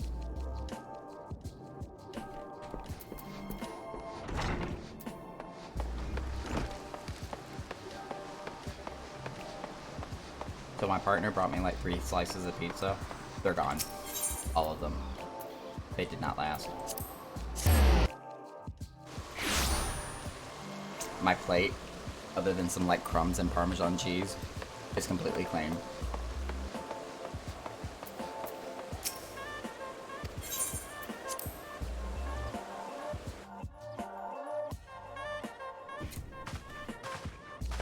That pizza was good.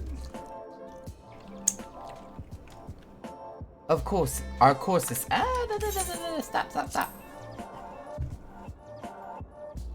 Blah blah blah, mumble mumble. Well, just you be careful, alright? Oh, and don't worry about me. I'll be busy listening out for news for our lost friends. If anyone can find them, it is you, Tataru. Farewell for now. Oh, before you go, you must put this on, Alphino. I made it specially. Such a good waifu. No, I couldn't possibly. Very well. Look at him in his Ishgardian coat now. Looking like an actual Alphino. By the 12, it fits perfectly. And the quality is actually rather good.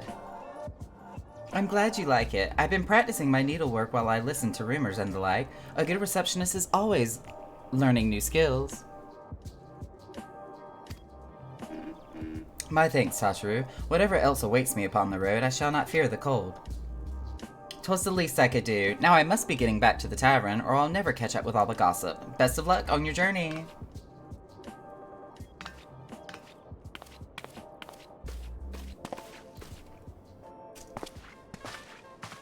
And away we go. Speak with Estinian. Where is Estinian? He's not in here. My nose itches, somebody's talking about me. Estinian, hello, please? Oh god, you're all the way over. Hang on. You were by the Sky Steel Manufacturing. Sky Steel Manufacturing. Sinuses, Jesus.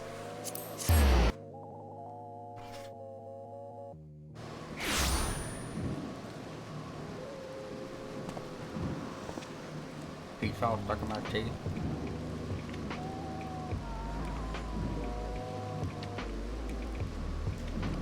Oh yeah, I got it.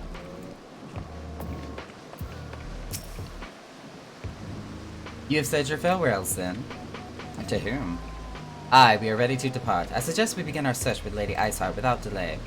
Very well, but she will prove an elusive quarry. Where do you intend to start looking?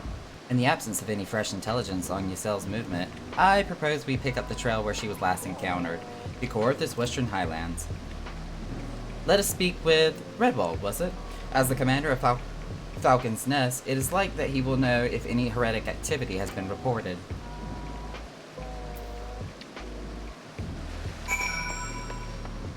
Can I go to... No, because that takes me to the Gates of Judgment. We're just gonna run, because it's literally right over there.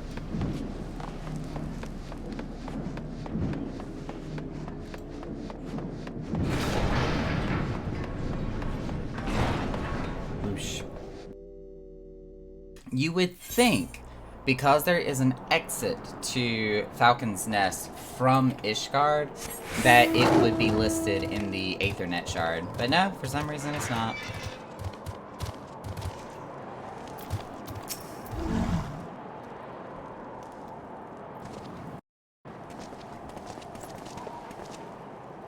Well, well, Master Maho, what business brings you to Falcon's Nest?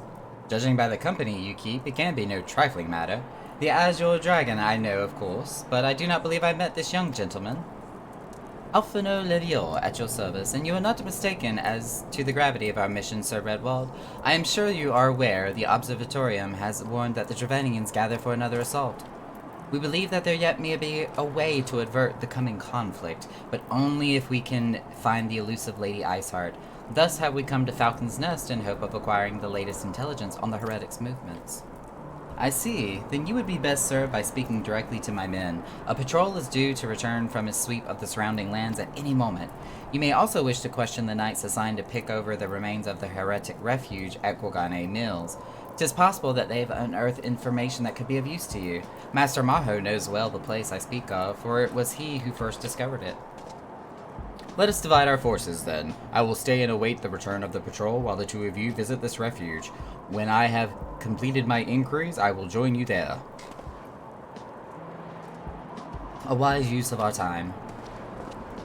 Come, Nakra, I'm eager to learn what Sir Redwald's men have found in the heretic's lair.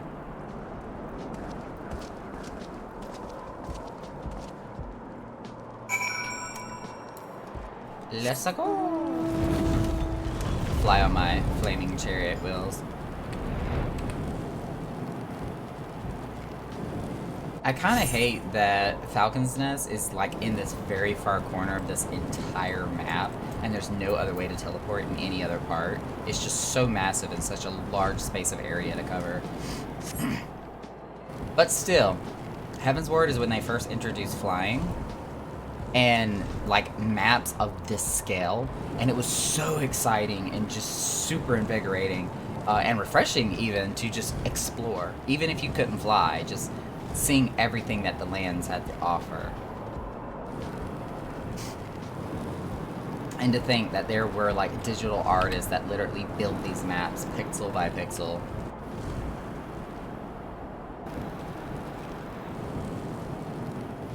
Oh, my flaming wheels are keeping my legs warm.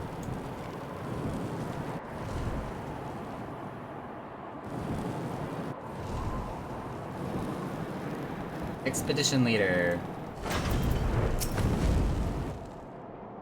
Master Maho, our findings, you say? Well, there's something of a tale there. No sooner had we chanced upon a promising-looking sheaf of letters when we were ambushed from the shadows by great white beasts. 'Twould seem the heretics foresaw our coming and left behind their pets to discourage further investigation. Several of our number were badly wounded. And you cannot carry out your duties until the creatures are slain. We have not the time to wait for reinforcements. Let us deal with these pets ourselves, Nakara. Alphino! Why are you trying to be such a little warrior? Oh god, they look like bears.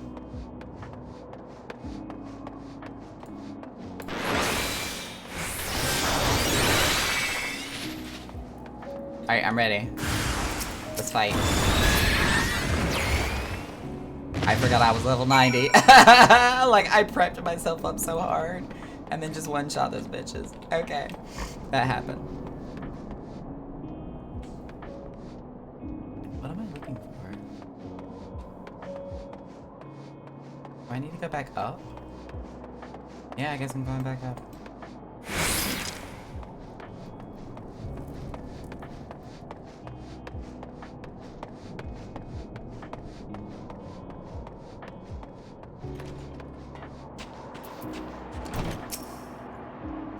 The beasts are slain then. My thanks, Master Maho. We may return to our duty without fear of a mauling.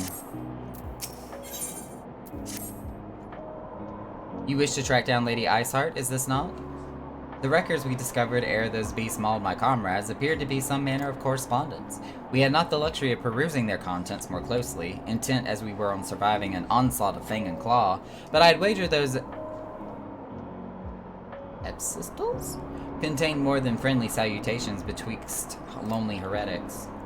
My interrogation of the patrol proved fruitless. Either we divine some clue from these letters, or we wander the snowfields and pray that the gods lead us right to Iceheart's door. 'Tis hardly a choice at all. And back in we go.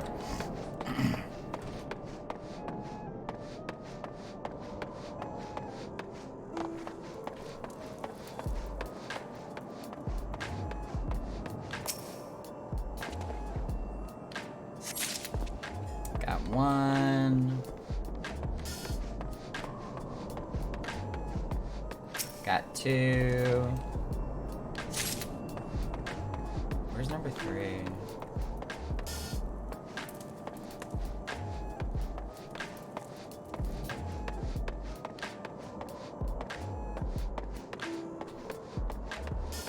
Oh, there it is.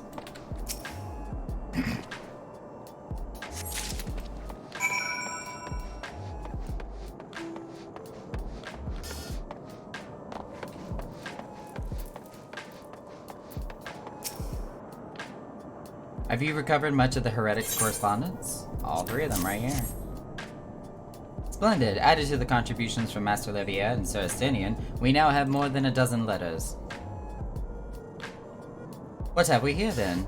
Every one of these pages is a record of the dealings betwixt the Gorgane Mills heretics and their fellows in the AAA.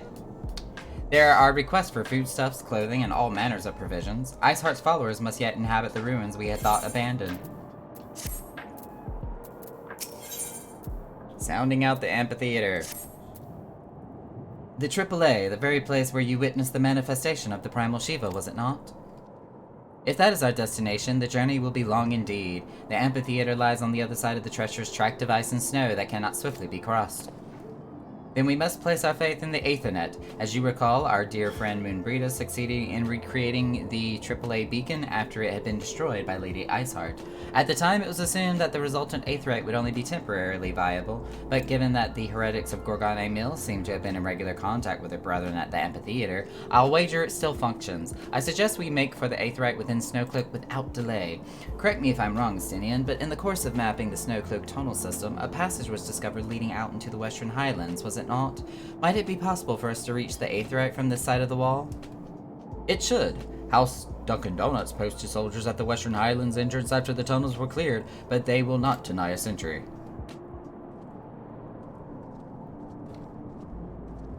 Whee! Yeah, let's just fly. That's not worth the teleport. Ooh, mercy. Dead bear.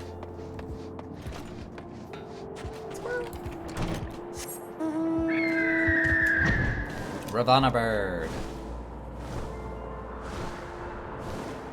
High on high I stand, gazing down to see something, a garden prepared for me. I don't remember the words.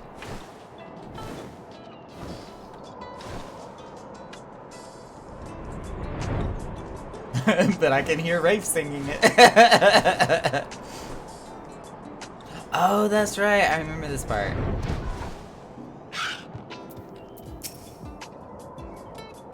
The guest of House Fultons, accompanied by the Azure Jagrun, no less. I cannot imagine what brought you out this far, but you are welcome to enter the tunnels if that is what you will. Assuming that a AAA beacon still functions, we must pray to the 12 it does. We shall arrive at our destination in mere moments. Though I do not expect to be greeted by the primal Shiva, we should nevertheless be prepared for a frosty reception. The heretics are not like to rejoice at the appearance of uninvited guests, particularly even ones with our history. Proceed. I still want a hard mode for all these duties.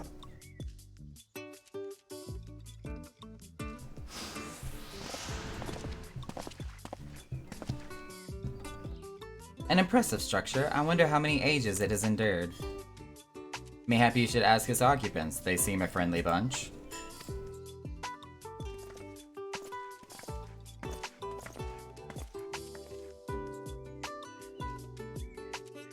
Dogs of Ishgard, it is not enough that you banish our beloved saint. Will you not be satisfied until the ice is slick with the last drops of our blood?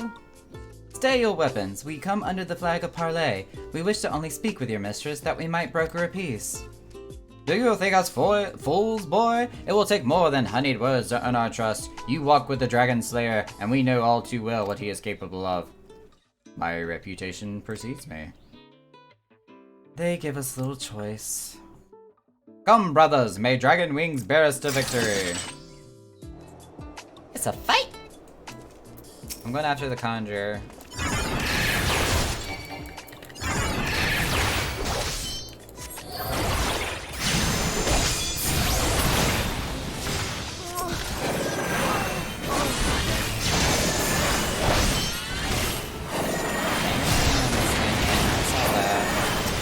Your guard is down.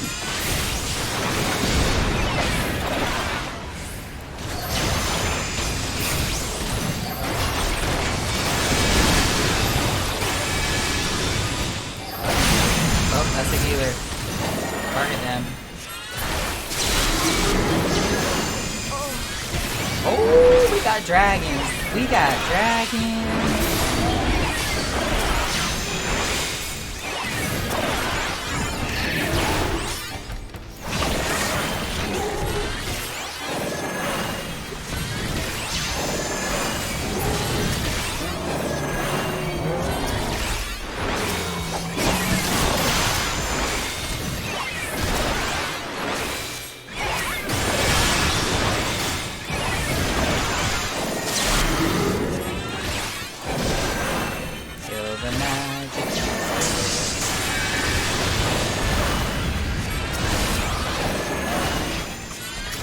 Oh, you got a lot of HP. Okay, we're gonna ignore you for a second and get all the ads.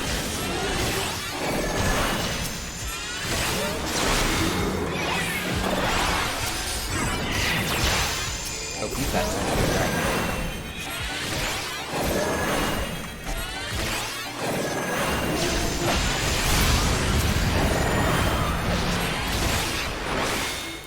Stun him, Estinian. Do something. Oh, he's a big boy. Focus. Release.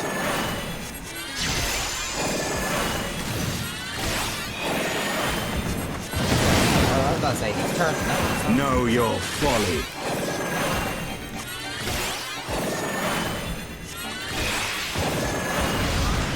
Get him, Estinian. Get him.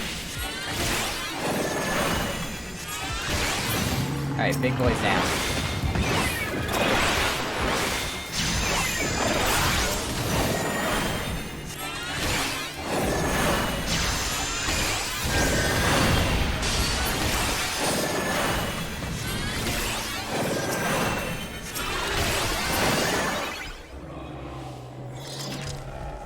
Duty complete.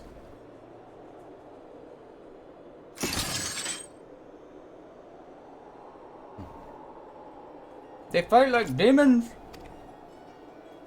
Fall back, brothers.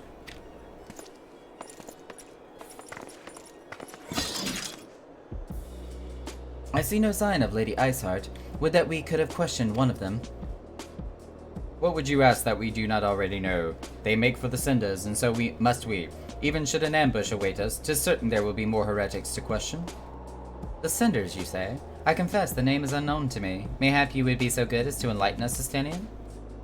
I suspect it is the heretics' way of referring to the Dreaming Dragon, an island of sorts found in the midst of the frozen lake of Ashpool. Some 500 years past, 'tis told that the Azure Dragoon of the age fought a dragon of titanic proportions.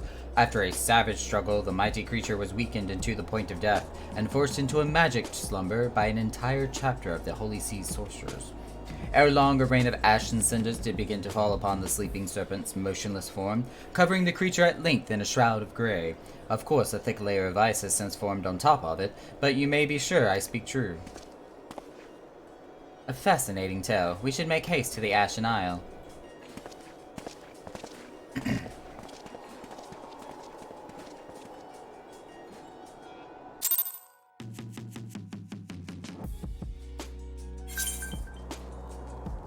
Talk to Estinian.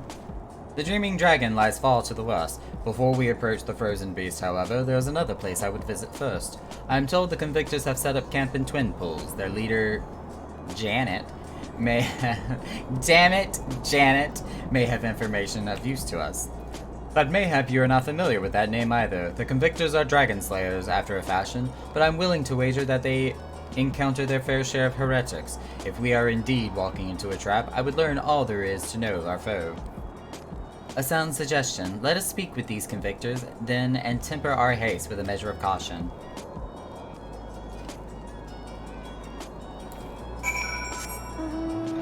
Damn it, Janet, I love you.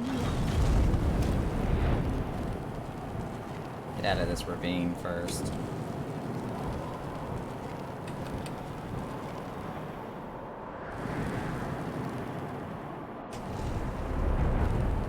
Whoosh. Why are they so far away? Hello?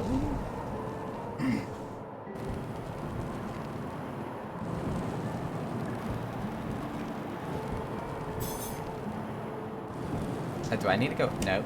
Apparently, I do not need to go up. Where the hell am I going?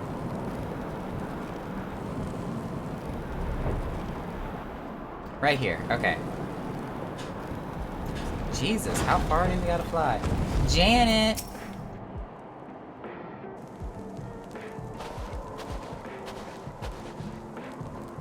Well, well, what do we have here? Hoping to join the esteemed ranks of the convictors, are we? Oop, wrong button.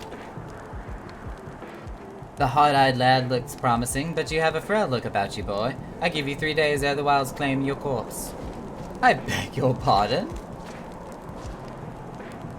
Be not so quick to judge. I have seen this frail youth fell heretics with a flick of his wrist. And who are you to question my— By the Fury! That armor, that lance, the Azure Dragoon himself graces our camp. Pray forgive my disrespect, sir. I am Janet, leader of the Convictors and fellow slayer of dragons. May I ask what winds, fair or foul, carry you into our humble camp? Blah blah blah, mumble mumble.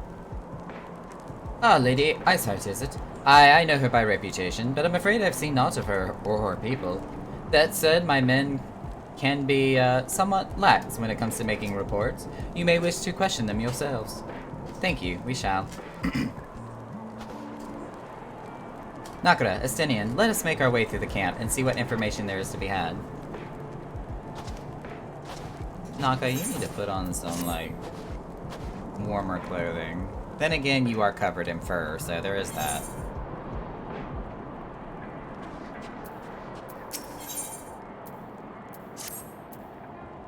Surely one of these people will have encountered heretics while out hunting. Pray speak with as many as you can, Nakura. Or Banneret. Nay, I know of no heretics. Do you honestly expect me to keep track of every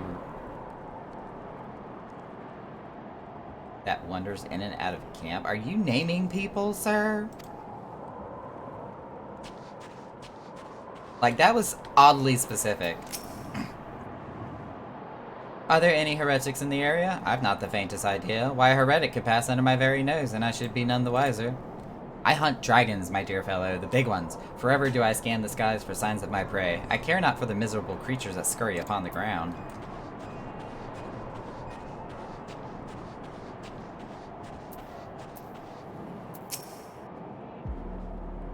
Looking for heretics, you say?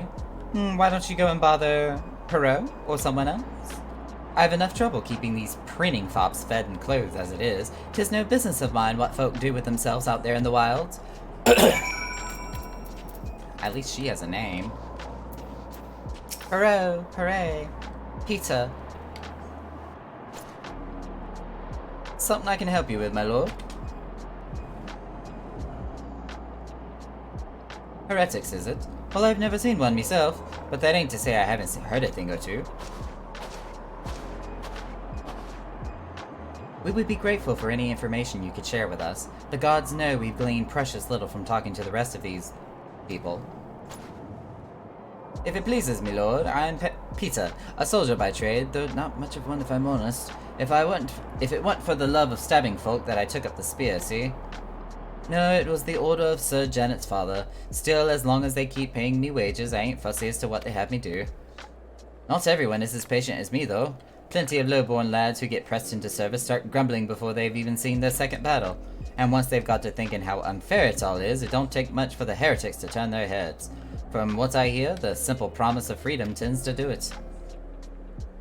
That may explain how Lady Iceheart was able to expand her following so swiftly.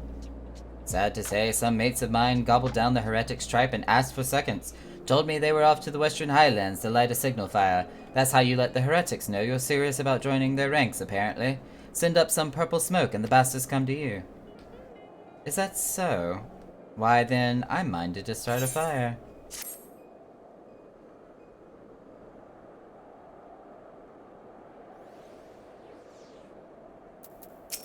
The secrets among the lowborn.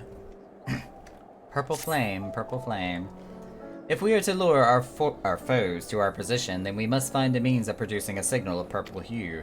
As it so happens, I once heard the tale of a trapper who dropped the hide of a woolly yak onto his campfire. Aside from the terrible stench, the story also describes in detail how the smoke from the smothered flames was tinged a deep violet. You are a monster hunter of some note, are you not, Nakura? It should prove a trifling task for you to procure a number of hides. We may need to burn more than one ere the heretics notice our beacon. Master Alphonse, you and I shall gather wood for the fire. Aye, it will take the both of us to find enough dry fuel in this frozen wasteland. Let us meet again at the Dreaming Dragon with the fruits of our labor. And thus the running joke of Alphonse collecting wood begins.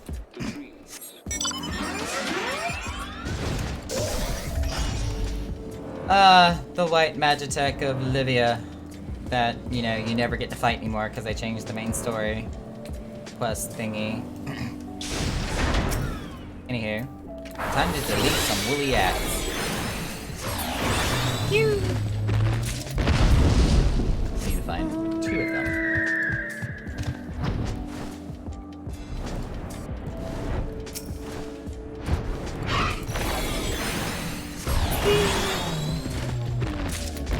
Alright, that was easy enough.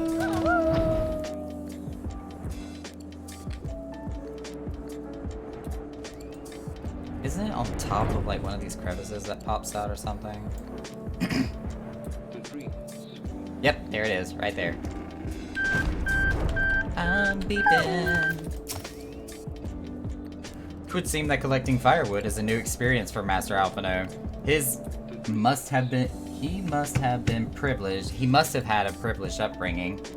His must have been? Okay, his must have been a privileged upbringing. I'm like, Estini, what are you saying? Have you the hides we need? Right here.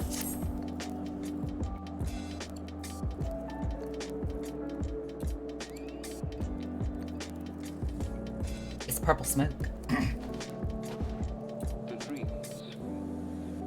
Ah, I should have known it would be you. Ma'am?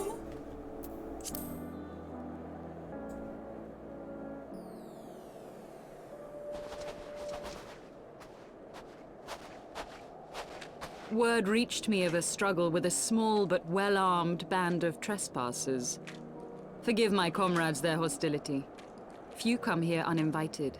and fewer still with good intent. Now, tell me why you are here.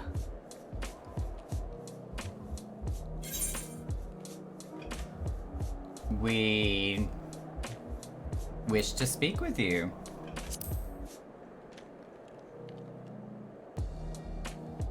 So, you seek to stem the Dravanian tide with talk? A romantic notion. If you but knew the truth, the spark which lit the flames of this animosity, you would understand the futility of your quest. Shall I relate it to you? The sordid history my gift has shown me. That which the Holy See has taken such pains to suppress. Enlighten us, my dear.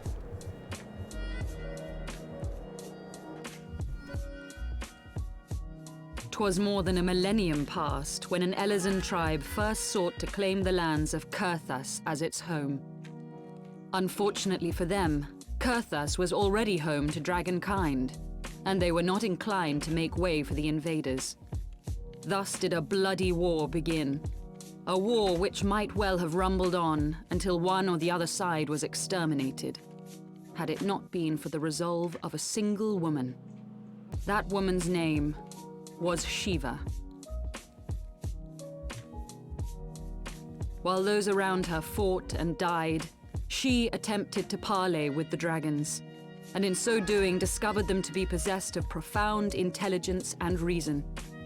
The great worm, Hraesvelgar, in particular so enchanted Shiva that she found herself growing to love the creature, whom her people considered a monster. In the eyes of a near-immortal dragon, however, the fleeting life of an Elezen is as that of a freshly cut rose. Scarce has the flower bloomed before it begins to fade and wither.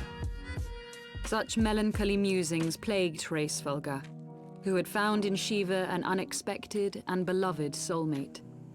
He knew that all too soon, death would snatch her away from him. Unable to bear the thought of their separation, the maid bid the worm consume her, that their spirits might be entwined for eternity. Though loath to perform the deed, Hraesvelgar ultimately gave in to her plea, and soon thereafter the tale of their ill-fated love spread throughout the two warring factions. No more could they raise blade or claw against one another, knowing that the souls of their kin were so inextricably bound. In the days that followed, man and dragon learned to live in harmony, and together built a nation unlike any the world had ever known. For 200 years did this blissful age of peace continue, as it would to this day, had vilest envy not stirred in the hearts of the Elezen.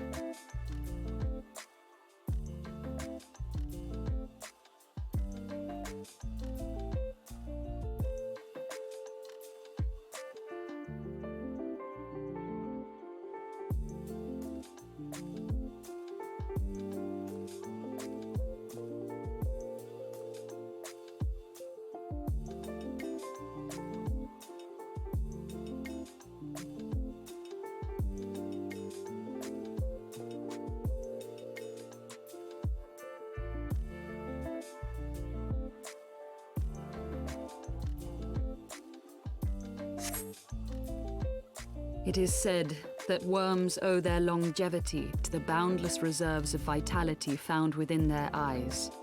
And 'twas in this belief that a traitorous band of knights deceived their allies of some 2 centuries, and took by force that which they coveted.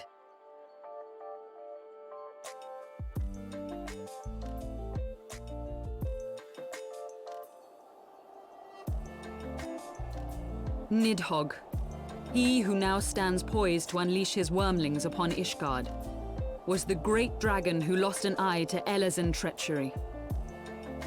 And until he prizes it from the hands of the traitor's progeny, no amount of conciliatory words will stay his fury. You are wrong, Lady Iceheart. lest you misunderstand. I do not doubt your vision of the past. 'Tis true that Nidhogg greatly desired to reclaim the Eye. Indeed, it was for that very reason that I kept it with me as I roamed the land, attempting to draw him away from the city.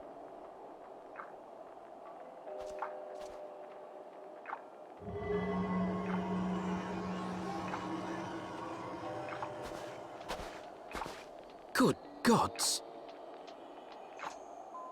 It's the Dragon's Eye. Until recently, Nidhogg seemed unable to resist its allure and pursued me relentlessly. Needless to say, that is no longer the case. Now, it would seem, he has fixed his attention on Ishgard itself, though he knows full well the Eye does not reside there.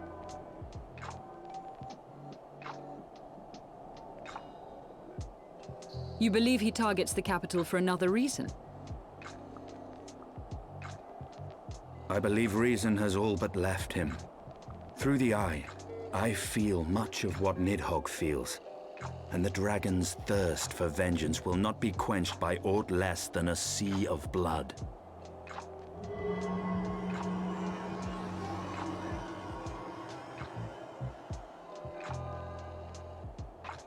If Nidhogg is indeed lost to reason, might we not seek an audience with Hraesvelgr instead?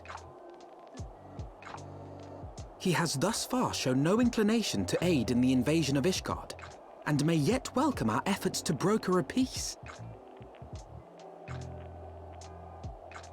You still believe that a peaceable solution can be found? Worth trying. Very well. I will take you to him.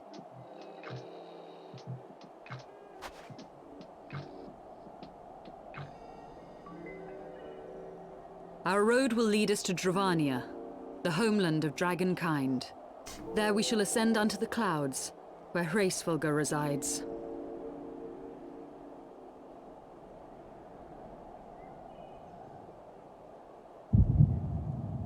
The Echo.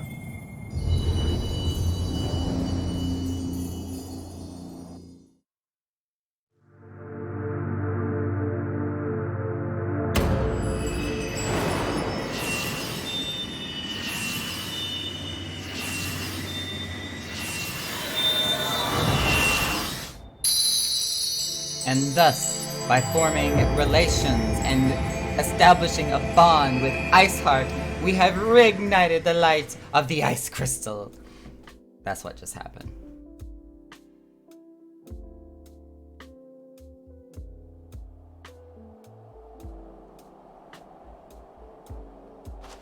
Is aught amiss, my friend? Nothing happened, don't ask me. It's okay, let's go. I sense the many battles are beginning to take their toll. Rest a while, and should you lose sight of us, Dravania lies beyond the mountains to the west.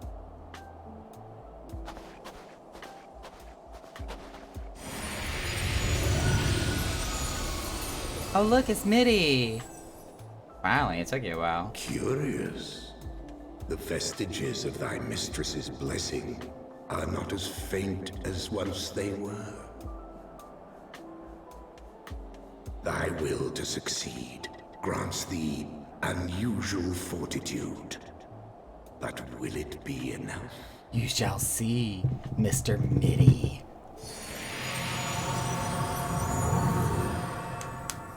That's right.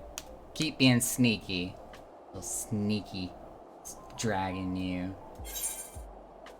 Purple flame.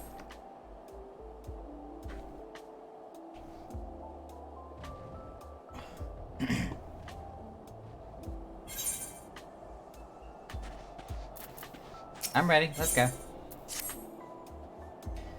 You are Nakara, yes? Pray address me as Ysel if you wish. 'Tis passing strange, is it not, that fate should bring us together like this?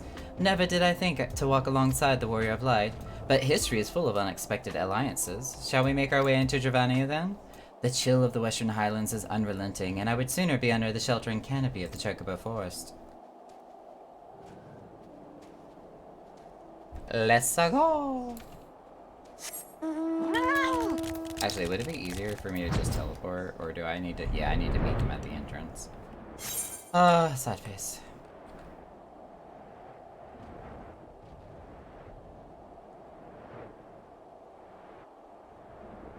Fly, fat cat. Cats.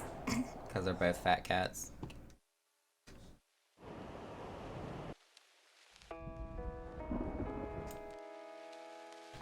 Beyond Abalathia's spine, the great mountain range that spans the continent of Aldenard from east to west. Into the deepening shadows of Som-Al, where lies the ancient home of Dragonkind.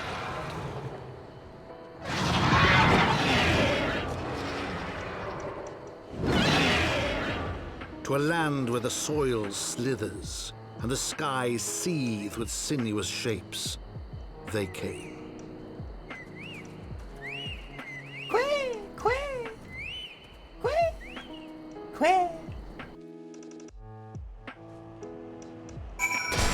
Oh, dear God. Why did I just, like, fall out of the sky? Hello, police?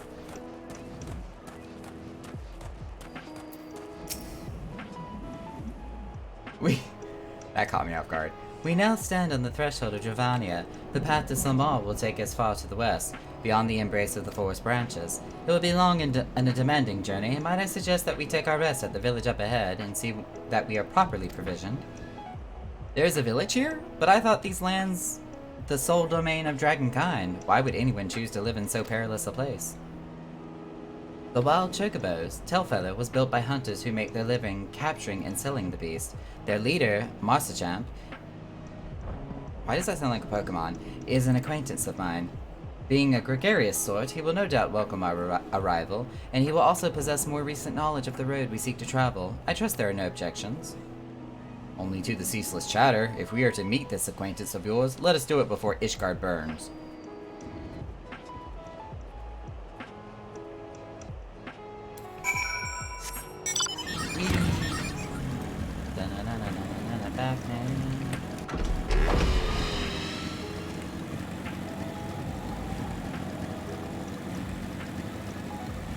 Since it's literally like within eye shot, there's no reason to teleport. It's a good waste of 100 gil right there.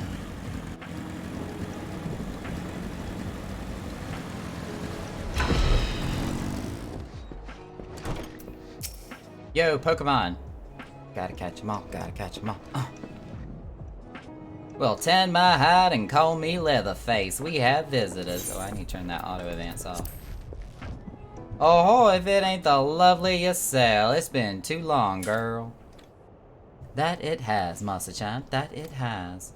My companions and I are on a pilgrimage to Som-Al. Might we stay in Telfeather a while and prepare for the next leg on our journey?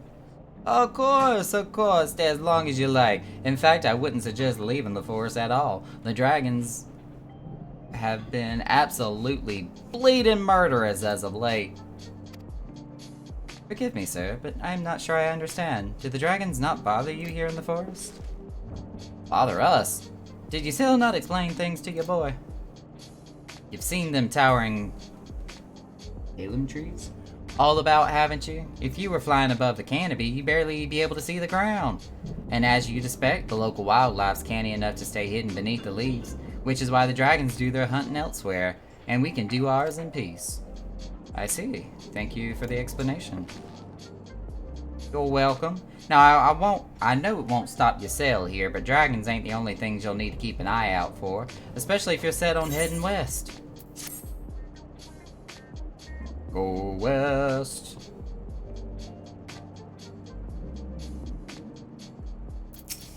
Hey, Pokemon, tell me more.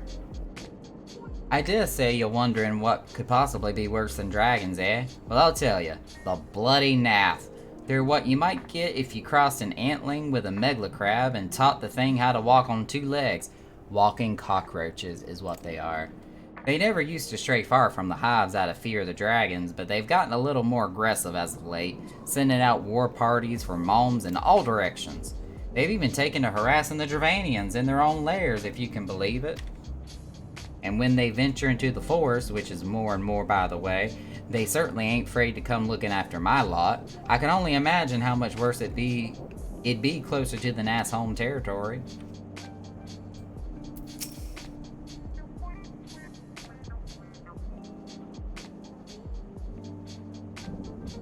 It would seem that much has changed in Dravania. The Nath were not wont to cause such strife when I lived here. You lived here? In Dravania? Aye, 'twas in time following the calamity. My family was dead, my home was gone, and I had fled from the bitter cold and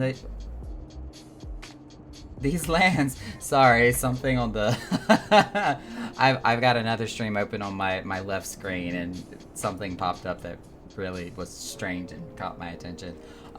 I knew not the paths of the forest then, and wandered out from under the protection of its boughs. That was when I chanced upon Hrelsvagar. He had descended from his mountain lair to hunt for food. My exhausted mind could not contend with the sight of the majestic worm, nor the vision of the past his presence visited upon me. Thankfully, Macechamp found my unconscious form at the edge of the trees and nursed me back to health, and in Tailfeather I remained for some time. Hence your familiarity with the locals. But I interrupted you. You were saying that the Nath were once a peaceful people? Peaceful would not be the most fitting description. They are a fiercely territorial tribe, and anyone who intrudes upon their domain are attacked without hesitation or quarter. Outside the borders of their homeland, however, they were rarely hostile. Indeed, we were even able to trade with them on occasion. They have changed, then. What of it? We had not the time to creep through the underbrush on some roundabout route. I say we make straight for some all and crush any unruly insect we meet underfoot. A more direct path... wrong person. A more direct path, then. Very well. Let us first follow the trail west out of the forest and make for the statue of the Stained One. From there, we should have a fair view of the road that leads to Samal, shall we?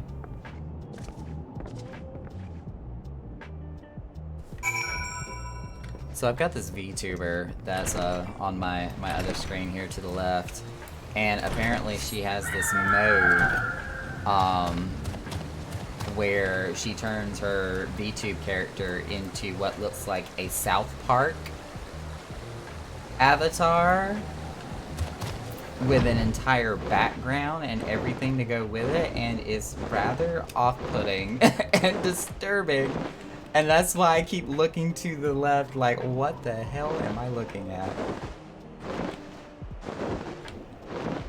So much confusion happening. So much distraction.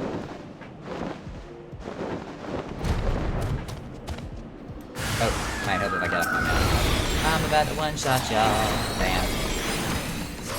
Bam. Bam.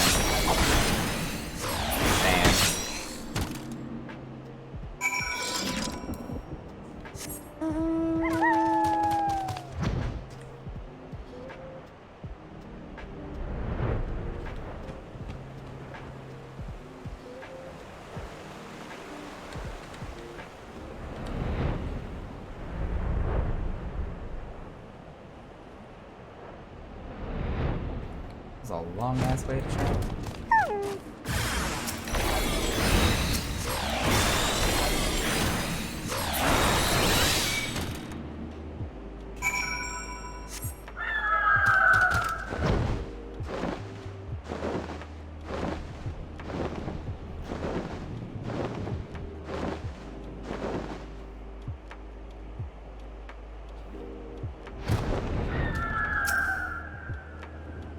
We have arrived at our destination.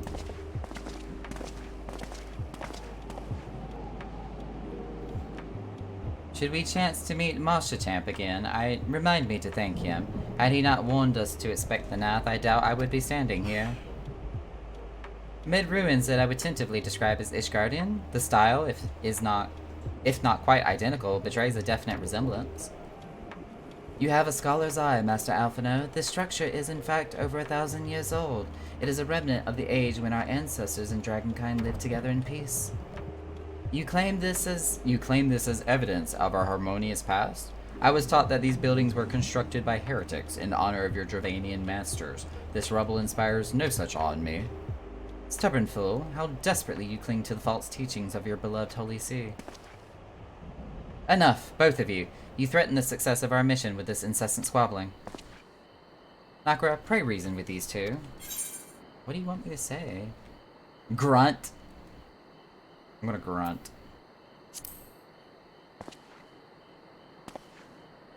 Gods above, even Nakura has lost patience with you. We have a common goal, lest you forget, to prevent a war which will claim countless lives on both sides. If we are to accomplish this, you must learn to tolerate each other's presence. Trust in Nokro's gift. In time, the secrets of history will be brought to light. Let that be enough, Estinian. You would have me keep my counsel until Nokro's visions confirm the truth? Very well, but bait me not. Our meeting with Relsvagar will likely provide the catalyst Nokro's gift requires, as it did mine. Let us press on.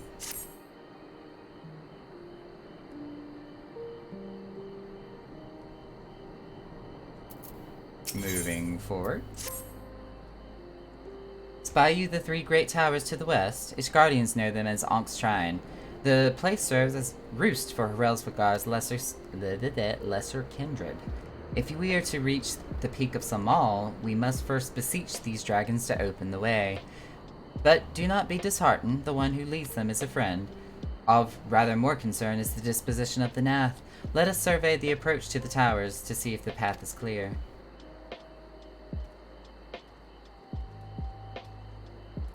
I remember this part. The dragons of the tower will not let us pass until we help them, like, in significant many ways. Yet again, the errand boy of Final Fantasy.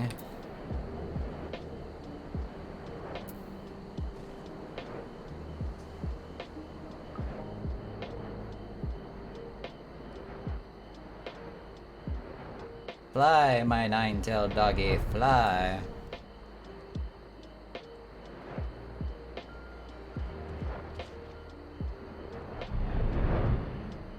There they are. 'Tis as I feared. The road ahead is teeming with Nath soldiers. Marsachamp did not exaggerate then. These beastmen have grown brazen indeed if they would threaten the dragon so openly. Do they intend to assault the lair itself? I pray they do not. Mighty though my Dravinian friends are, they are yet vulnerable to the Nath's muskets. There is no route save the one before us. Should the beastmen offer battle, we have no choice but to accept. A fight they shall have. It actually took me forever to figure out how to get to this path when I was first doing this mission. I remember being so frustrated with this map.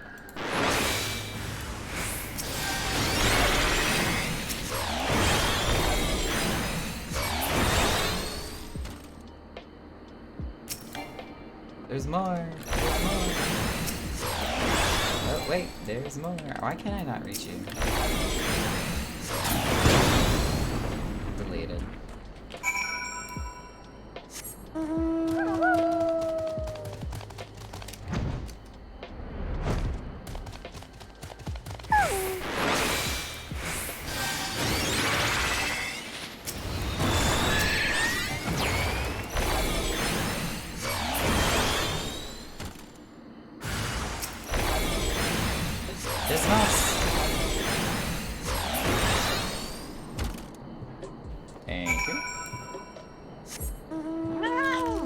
Stepping on cockroaches on my way up to the tower.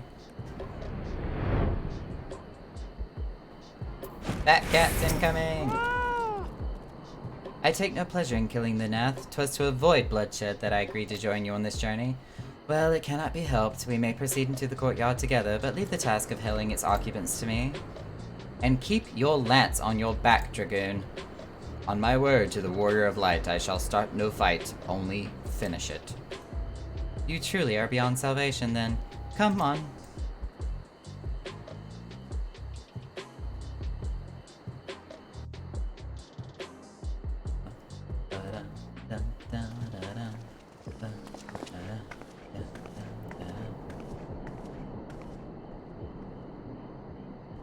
Vidofnir! Yes, ma'am. Oh, I gotta turn auto advance back on.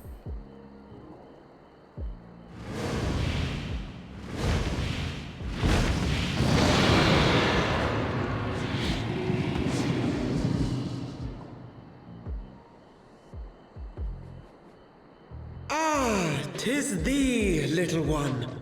From above I did mistake thee for a Nath. 'Tis well I chanced to look again, or thou wouldst now be ash." Thanks? Dear Vidofnir, how I have missed you.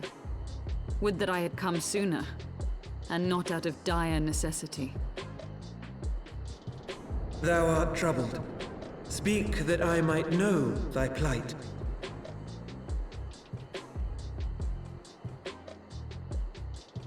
Blah blah blah blah blah. Mumble mumble. Thou wouldst have father admonish his brood brother. I would end this war without further bloodshed. How am I to believe thee, little one, when thine own companion beareth Nidhogg's stolen eye? For good reason.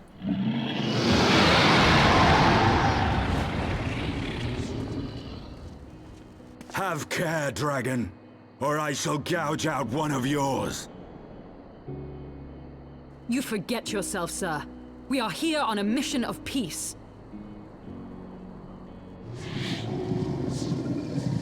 My sire's will forbiddeth me from inviting discord to our home. 'Tis for this reason and no other that thou still drawest breath, knight. He's not a knight, he's a dragoon. Vidofnir, please.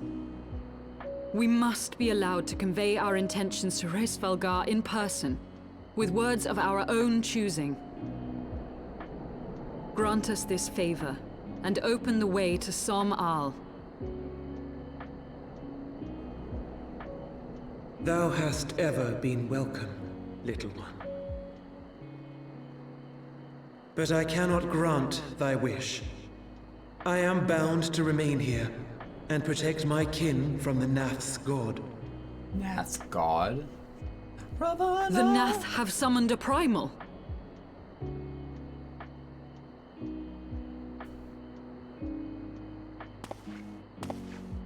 Pray excuse my forwardness, but if we were to eliminate the threat to your territory, would you consent to Lady Izel's request? Ha! Dost thou imagine thyself equal to the task? If to only you knew. succeed where dragons have failed? Watch me.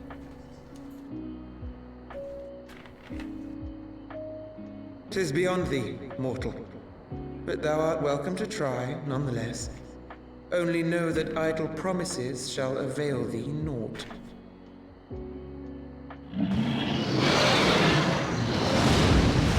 Watch me. I'll even get it done before your It would seem we have no dinner. choice but to make good on Alphino's offer. Why must our every bid for peace breed yet more war?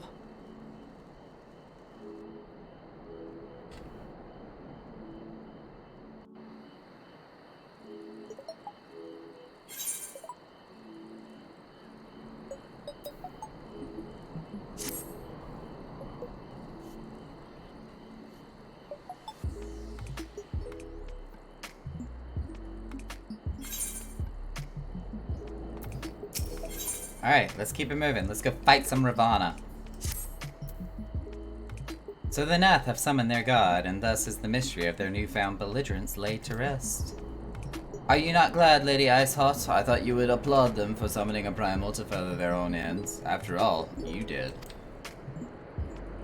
I did not reach out to Saint Shiva to further mine own ends. I desired her strength only to forge anew the peace between man and dragon. But what a fool I am to speak of peace to you, a bloodthirsty savage who murders without thought or compunction. Enough! Enough, I say. If the Nath have truly brought forth their deity from the Aether, we must face it together, or watch our hopes fall apart. All now rest upon this primal's defeat. But ere we think of confronting it, we must first study its origins. What is the nature of this god? What manner of faith sustains its existence? My apologies, you're right, of course. Let us return to Tailfeather and consult with Mosterchap. He knows more of the Nath and their culture than most.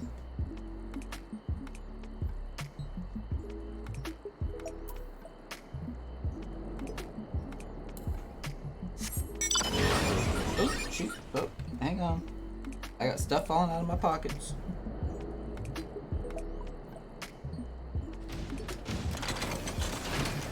Toy Ethrash.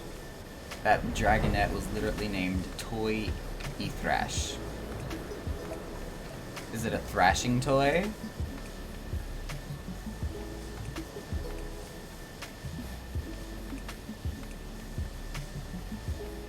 We're going back to Tailfeather. I should have just teleported. Too late.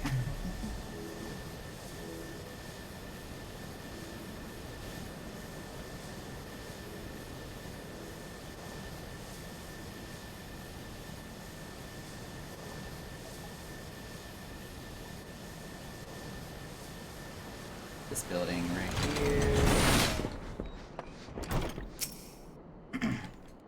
Good old country hick. Oh ho, back already, are we? Met the Nath, did ya? And what? Auto advance turn off. Summon a primal, you say? 7 hells. Well, I don't know bugger all about Nath religion, if I'm honest. Beyond their trade and habits, there never seemed much point in asking. But it shouldn't be that hard to find out. From time to time, we barter with a small hive to the north and west of here. Outcasts from the main tribe, from what I understand. I reckon they'd be willing to tell you a bit about themselves, if you give them the right incentives. That sounds promising. And what exactly would a Nath consider to be the right incentives? Oh, nothing your average hunter couldn't scrounge up in a day or two. But seeing as you're in a hurry, you might want to divide the chores amongst yourselves. You'll want a good-sized jar of land trap nectar, a basket of callum tree fruit, and, always a Nath favorite, a generous portion of young Nanka flesh. I shall gather the fruit. Leaping to the lower branches of these forest giants should present little challenge to me. Then I shall collect the nectar, with Master Alphino's arcane assistance. And that leaves you to bring home the meat. You'll need to carve it from the smaller Nankas that live in the rivers. 3 big hunks should be big enough, I reckon. And, whoop, I just read that. Once you got everything together, you'll need to set it down at what we call the trading post. Here, I'll mark the spot on your map for you. You have been most kind, Master Moschamp. Well then, let us attend to our respective tasks and reconvene at the trading post. I need hardly add that the last one there is a rotten Nanka egg. Alphino? No. Just don't. You trying to be punny is not funny.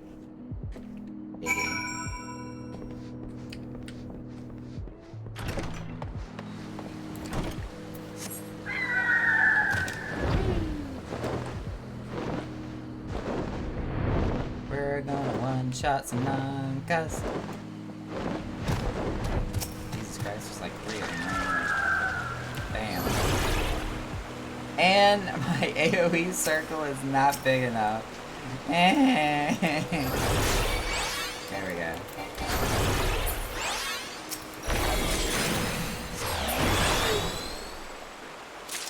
Alright, that was easy. Let's go. Trying to do this when you didn't have flight and running around trying to get back and forth inside the city and around these like bends and curves and through the trees. Over the river and through the woods at grandmother's house we go. I was able to gather a goodly amount of nectar from the land traps, though I would not have known how to harvest it without yourselves' help. Do you have the Nanka meat? More than enough. Splendid. I shall put this with the Stenian's fruit and assemble a suitable, generous-looking hamper for the Nath. Okay, well, let's do it. Let's go.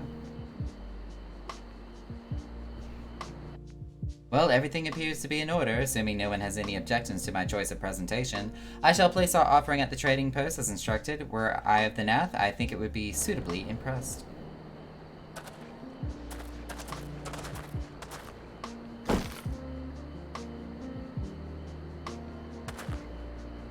Well, how long must we wait? Should we have sounded a signal or some sort?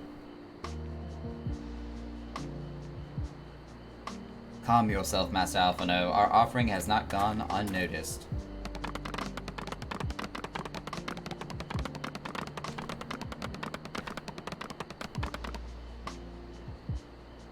Click, click.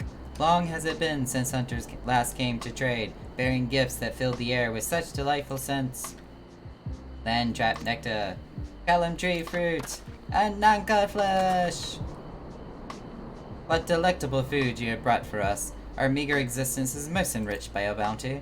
Click, click. Come, hunters, come to our hive if you would trade. Cramped and stifling our homes are, but the rancid incense keeps the dragons at bay. Cramped, stifling, and horribly smelly. But better to live in stench than be cracked and crunched by dragon jaws. Yes, come, come, it is not far. Cracked and crunched.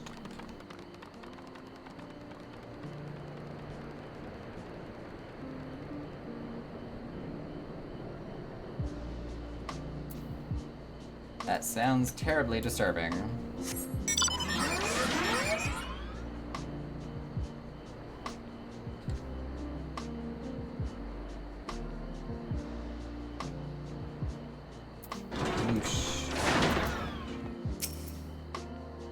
Your presence has been announced to the storyteller. You must speak to our chosen leader in words, for we are Vath. We are the non-mind.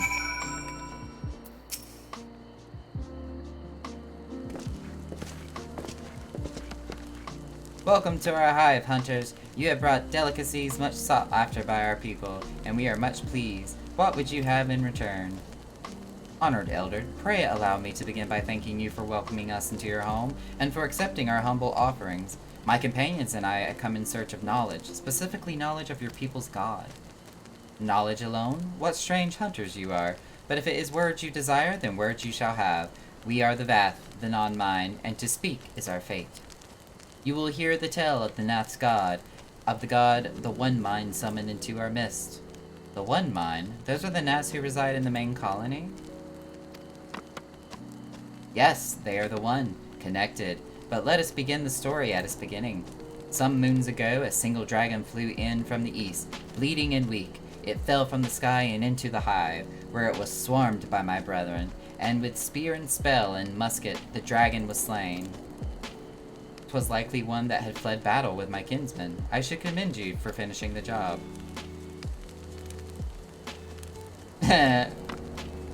Dragons are fierce and terrible adversaries. The One Mind would always cower when their winged shadows passed over the ground, but no longer. They had learned that a battle-weary Dravanian was easy prey. Thus did the Overmind decide to heed the words of the black-robed men. Uh-oh. The One Mind would call forth our god and unleash his blades upon the dragons. Dravanian lands would become Nath lands, and even larger would grow our domain. But our god ever hungers. The price he demands in crystals far exceeds the rewards for the war. We of the Vath despise and revile his insatiable existence.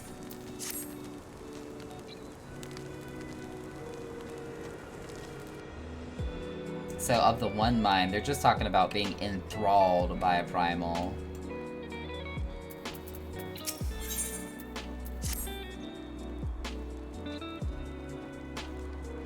I call upon the power of a primal for the greater good, conscious all the while that I do so at grave cost to the land.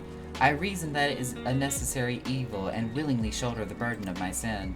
In suggestion that such crimes can be justified, you may argue that I presume too much, but you must surely see that I am aware of the magnitude of my transgressions. Not so the Nath. They summon their deity for no greater purpose than to expand their domination. To a scion or the seventh dawn of the seventh dawn, one sworn to eliminate the primal threat, the distinction you draw seems questionable at best, but the fact remains that my own grandfather risked unleashing the power of the 12 in an attempt to prevent the calamity. Thus, while I may not condone your actions, I at least understand them. Not so the Nath, as you so rightly put it. If they truly seek naught but territorial gain, I can only conclude that they are ignorant of the ruinous consequences of the god's insatiable appetite. The longer this primal is suffered to exist, the greater the suffering it will cause. It must be destroyed. How lightly you propose the destruction of this god, Master Alphinaud, a being of whom we know naught. Had it occurred to you that you may be sending the Warrior of Light to his death? No, you have the right of it, Estinian. 'Twould seem it is I who am guilty of presuming too much. Pray forgive me, Nakra. I do not fear my duty. Duh. Wait, Nakra need not face this foe alone. Like him, I am blessed with the Echo's protection, and may do battle without fear of primal influence. Let me bear this burden. Do you truly imagine yourself a second Warrior of Light? Remind me, how many primals have you faced, my lady? Not that it matters, we know not where this god resides, or how to challenge it nonetheless, unless you mean to pray until it appears. Estinian makes a valid point. Let us speak with the Vath and learn how best to secure an audience with their deity. In this, at least, I may be of assistance. And he runs off like a little kid. The young lord certainly appears eager to prove his worth.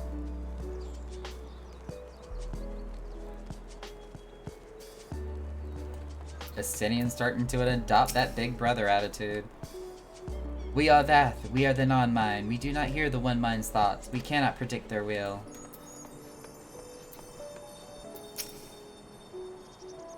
Put this idea from your minds, generous hunters. If you meet with our god, then he will have your souls. Surely you are not so generous as that. You wish to meet our god? Offer yourself as a sacrifice and you will soon be brought before him. We would mourn the loss of such generous hunters, however. Voracious Vath. You are generous hunters, yes. Many gifts you have brought, but not enough for all Vath to enjoy. Maybe you could bring us just one more? We are very fond of Naka flesh. Yes, the meat of the young Naka would make a fine repast. Oh, Lesai. Errand boy, I am.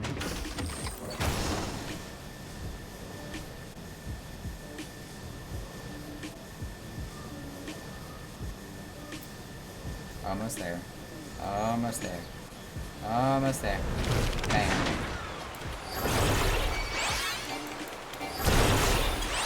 Okay, that's 2. Oh wait, I only needed to kill 1. Ha ha ha. I know what I'm doing.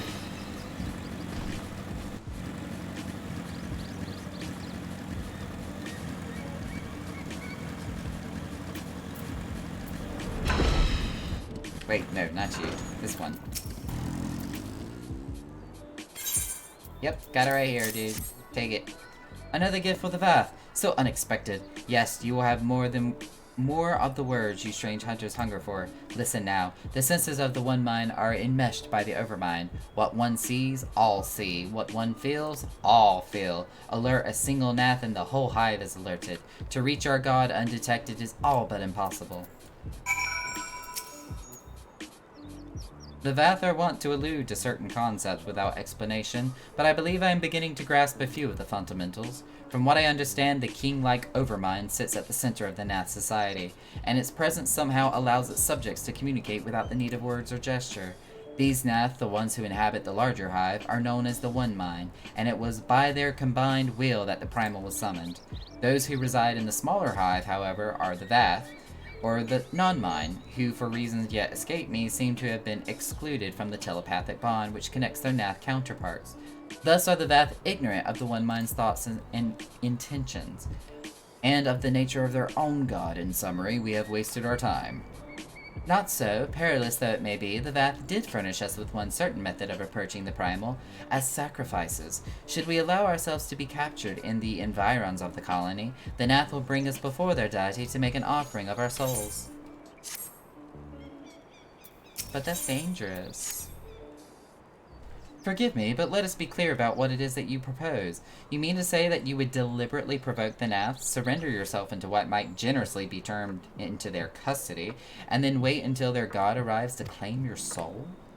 Aye, that fairly well describes my plan. You will join me in this endeavor, will you not, Nakara? Judging by the great risk you took to prevent the summoning of Saint Shiva, you are not a man to err on the side of caution. Would that I could fight at your side, Warrior of Light, but the power of the dragon is no protection against primal influence. Forgive me, but I must remain here with Master Alphinaud.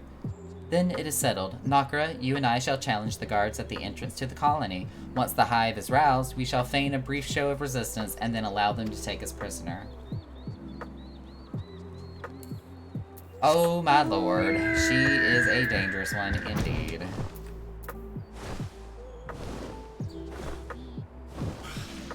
Pretty bird, pretty bird. And again, I have flashbacks to having to do this quest the first time around with no flight available, meaning I had to run from point A all the way to point B on the land by foot.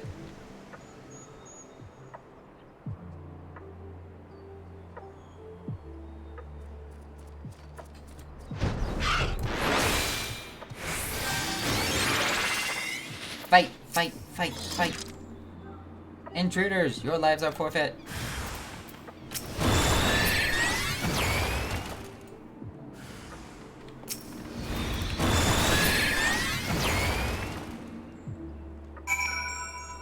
And...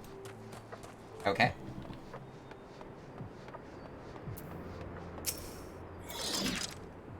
The Overmind must now be aware of our intrusion. Let us press on into the hive and ensure that we have our host's undivided attention. Dangerous woman! Oh shoot, we can just fly up there. Bark!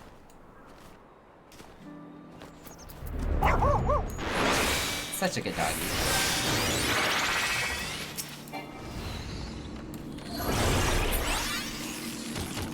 Just one shot all of them. Jesus Christ. Oh, I get one too many.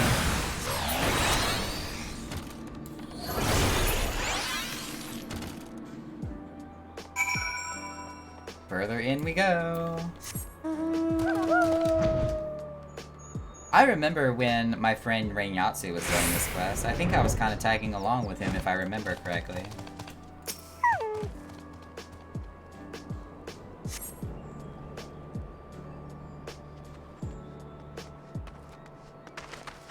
Giselle!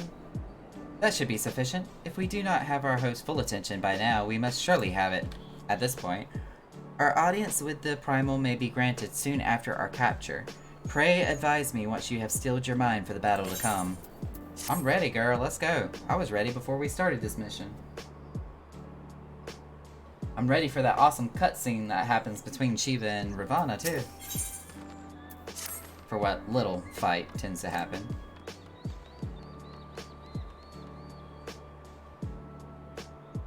Let's go.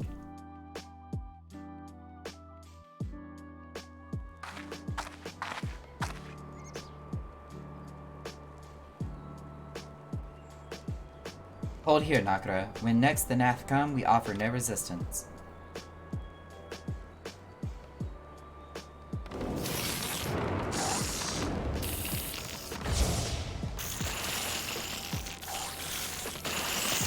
They make a lot of noise.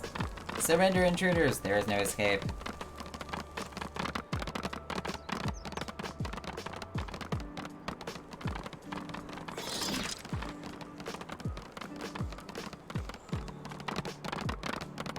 Enough, we surrender. We throw ourselves upon the mercy of your god.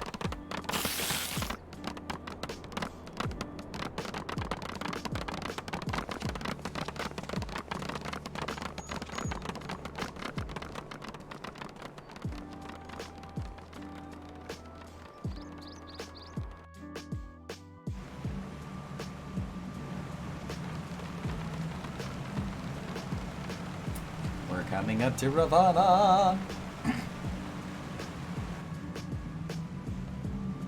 They seem eager to proceed. Good.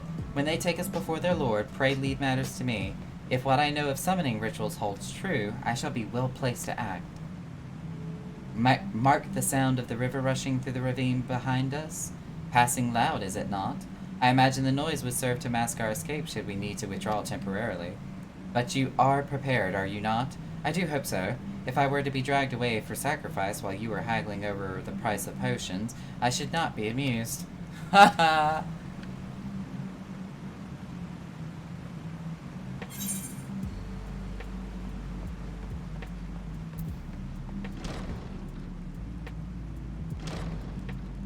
Fire, fire, burning bright. Light our way into the night.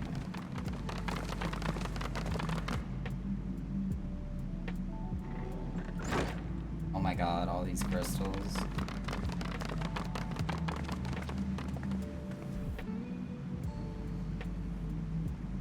Now we have but to wait. It's an awesome cutscene.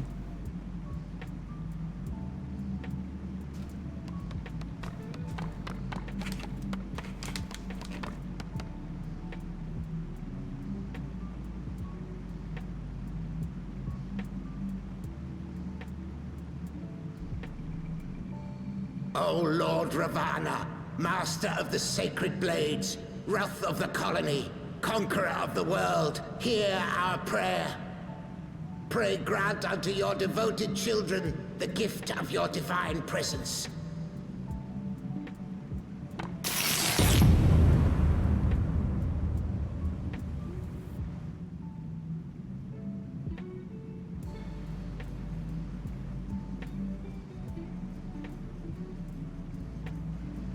He comes.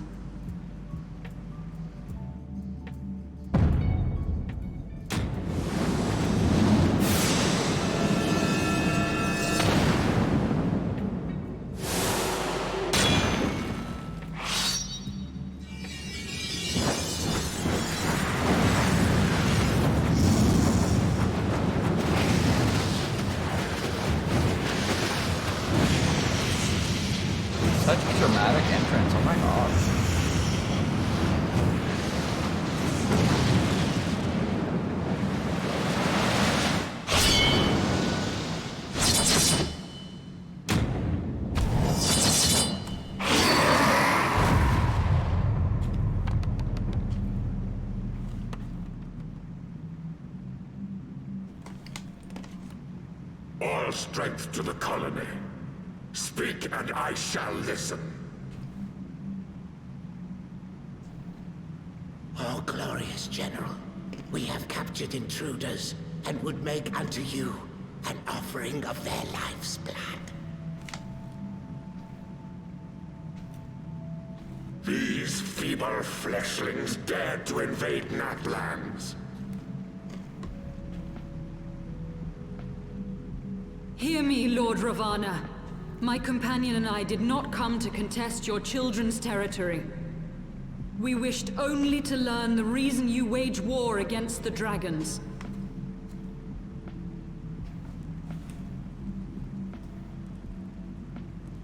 Thou wouldst flirt with death merely to satisfy thy curiosity.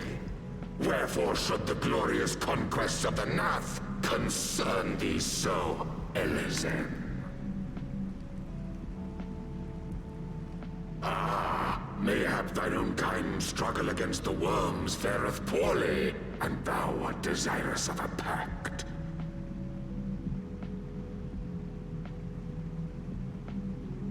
We crave no alliance, Lord Ravana.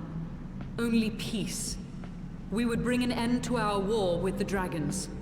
Yet so long as they remain embroiled in this conflict with your children, our goal shall remain out of reach. Never before have the Nath risen up in such numbers, and never yet with you at their head. Why do you lead them to war? Thy question hath no meaning. To live is but to fight.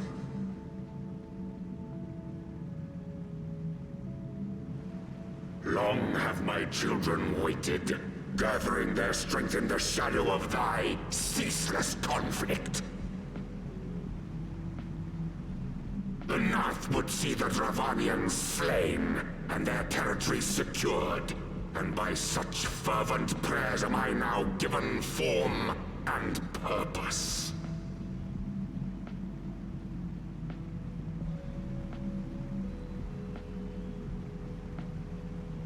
As I feared, your very existence is an obstacle to our goal. Since you are so fond of fighting, we challenge you, Lord of the Nath.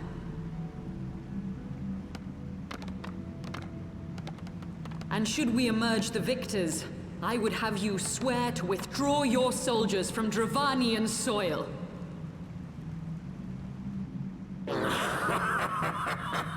Thou art bold indeed to risk thy fleshy hide so readily. Very well. I, Ravana, fourfold Master of the Blade, do accept thy challenge. But should I emerge the victor, I would have thee swear to serve in mine army till thy last breath is spent. Do you accept?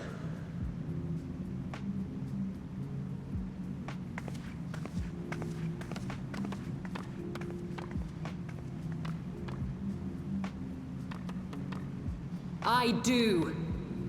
And I believe the first bout is mine.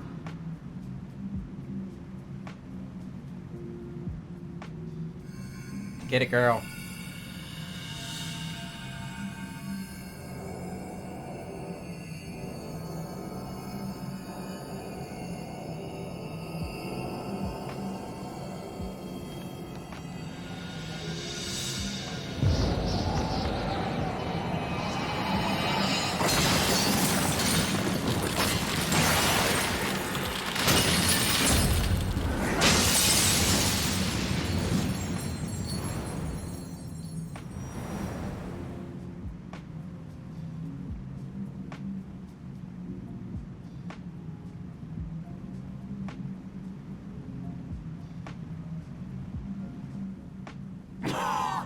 What is this? A god clad in flesh? Is aught amiss, my lord? Thou wilt not break thy word, I trust.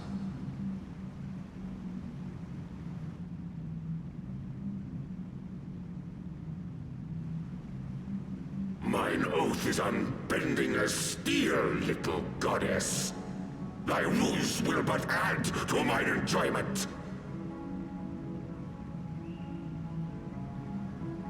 Or Driva.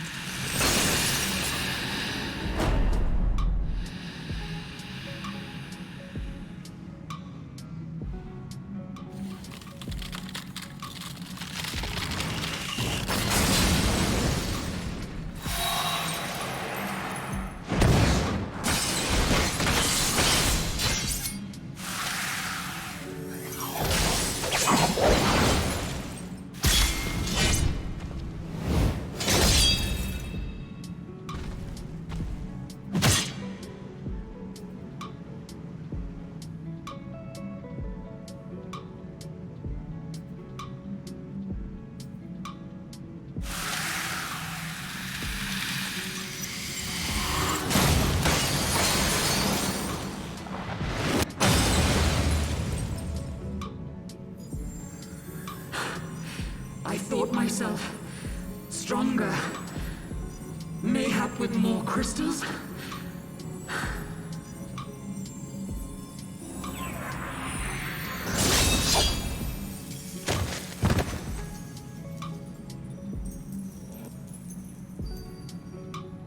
Be thou god or maid, thou art nothing to me. And what of thee, mortal? Art thou warrior or craven?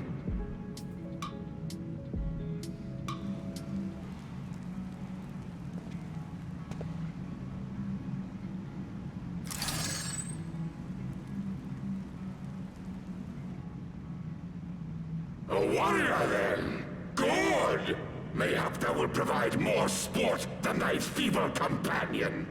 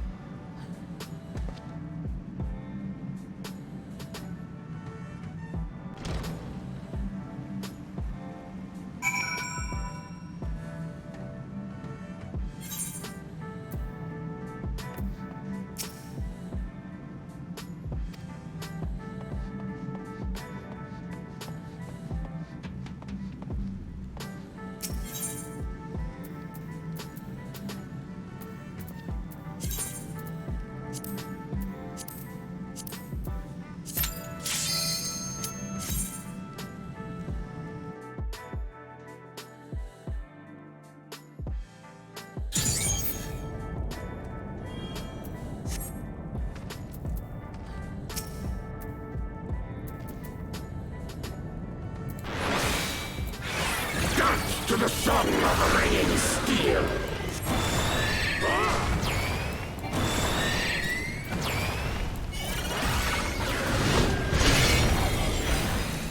Furious as a blaze!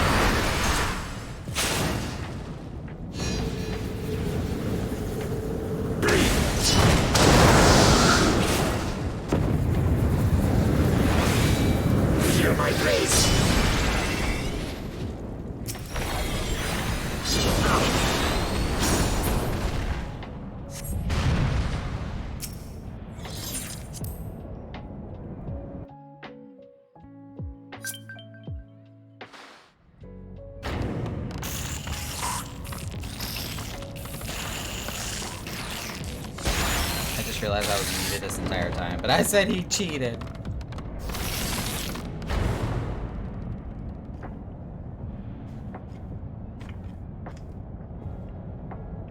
My lasers hit him before he jumped up. He should have died.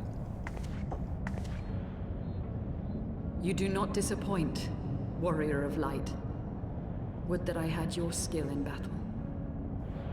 I do begin to see why so many place their faith in you. Because I'm the warrior of light. Champion of Eorzea. For all his savagery, I do not think Ravana one to break his word. Provided the dragons do not trespass upon Nath lands, they should have little to fear of the Primal's biting blades. We have done well, have we not? Come, let us return to Vidofnir and share these glad tidings. Woo! And grant us access to Samal. Once more you achieve the impossible, bringer of light. But with every mortal heart that succumbs to fear and fury, another voice is joined to the chorus, beseeching divine succor. Oh, yeah, whatever. At their bidding, warring gods will shake the firmament, and your world will be consumed in the swelling storm of chaos.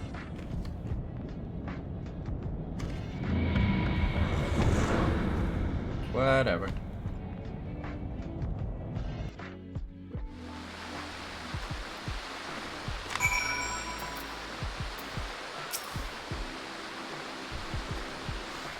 Never since we fought have I seen you draw upon the full extent of your power, and never from afar till this day.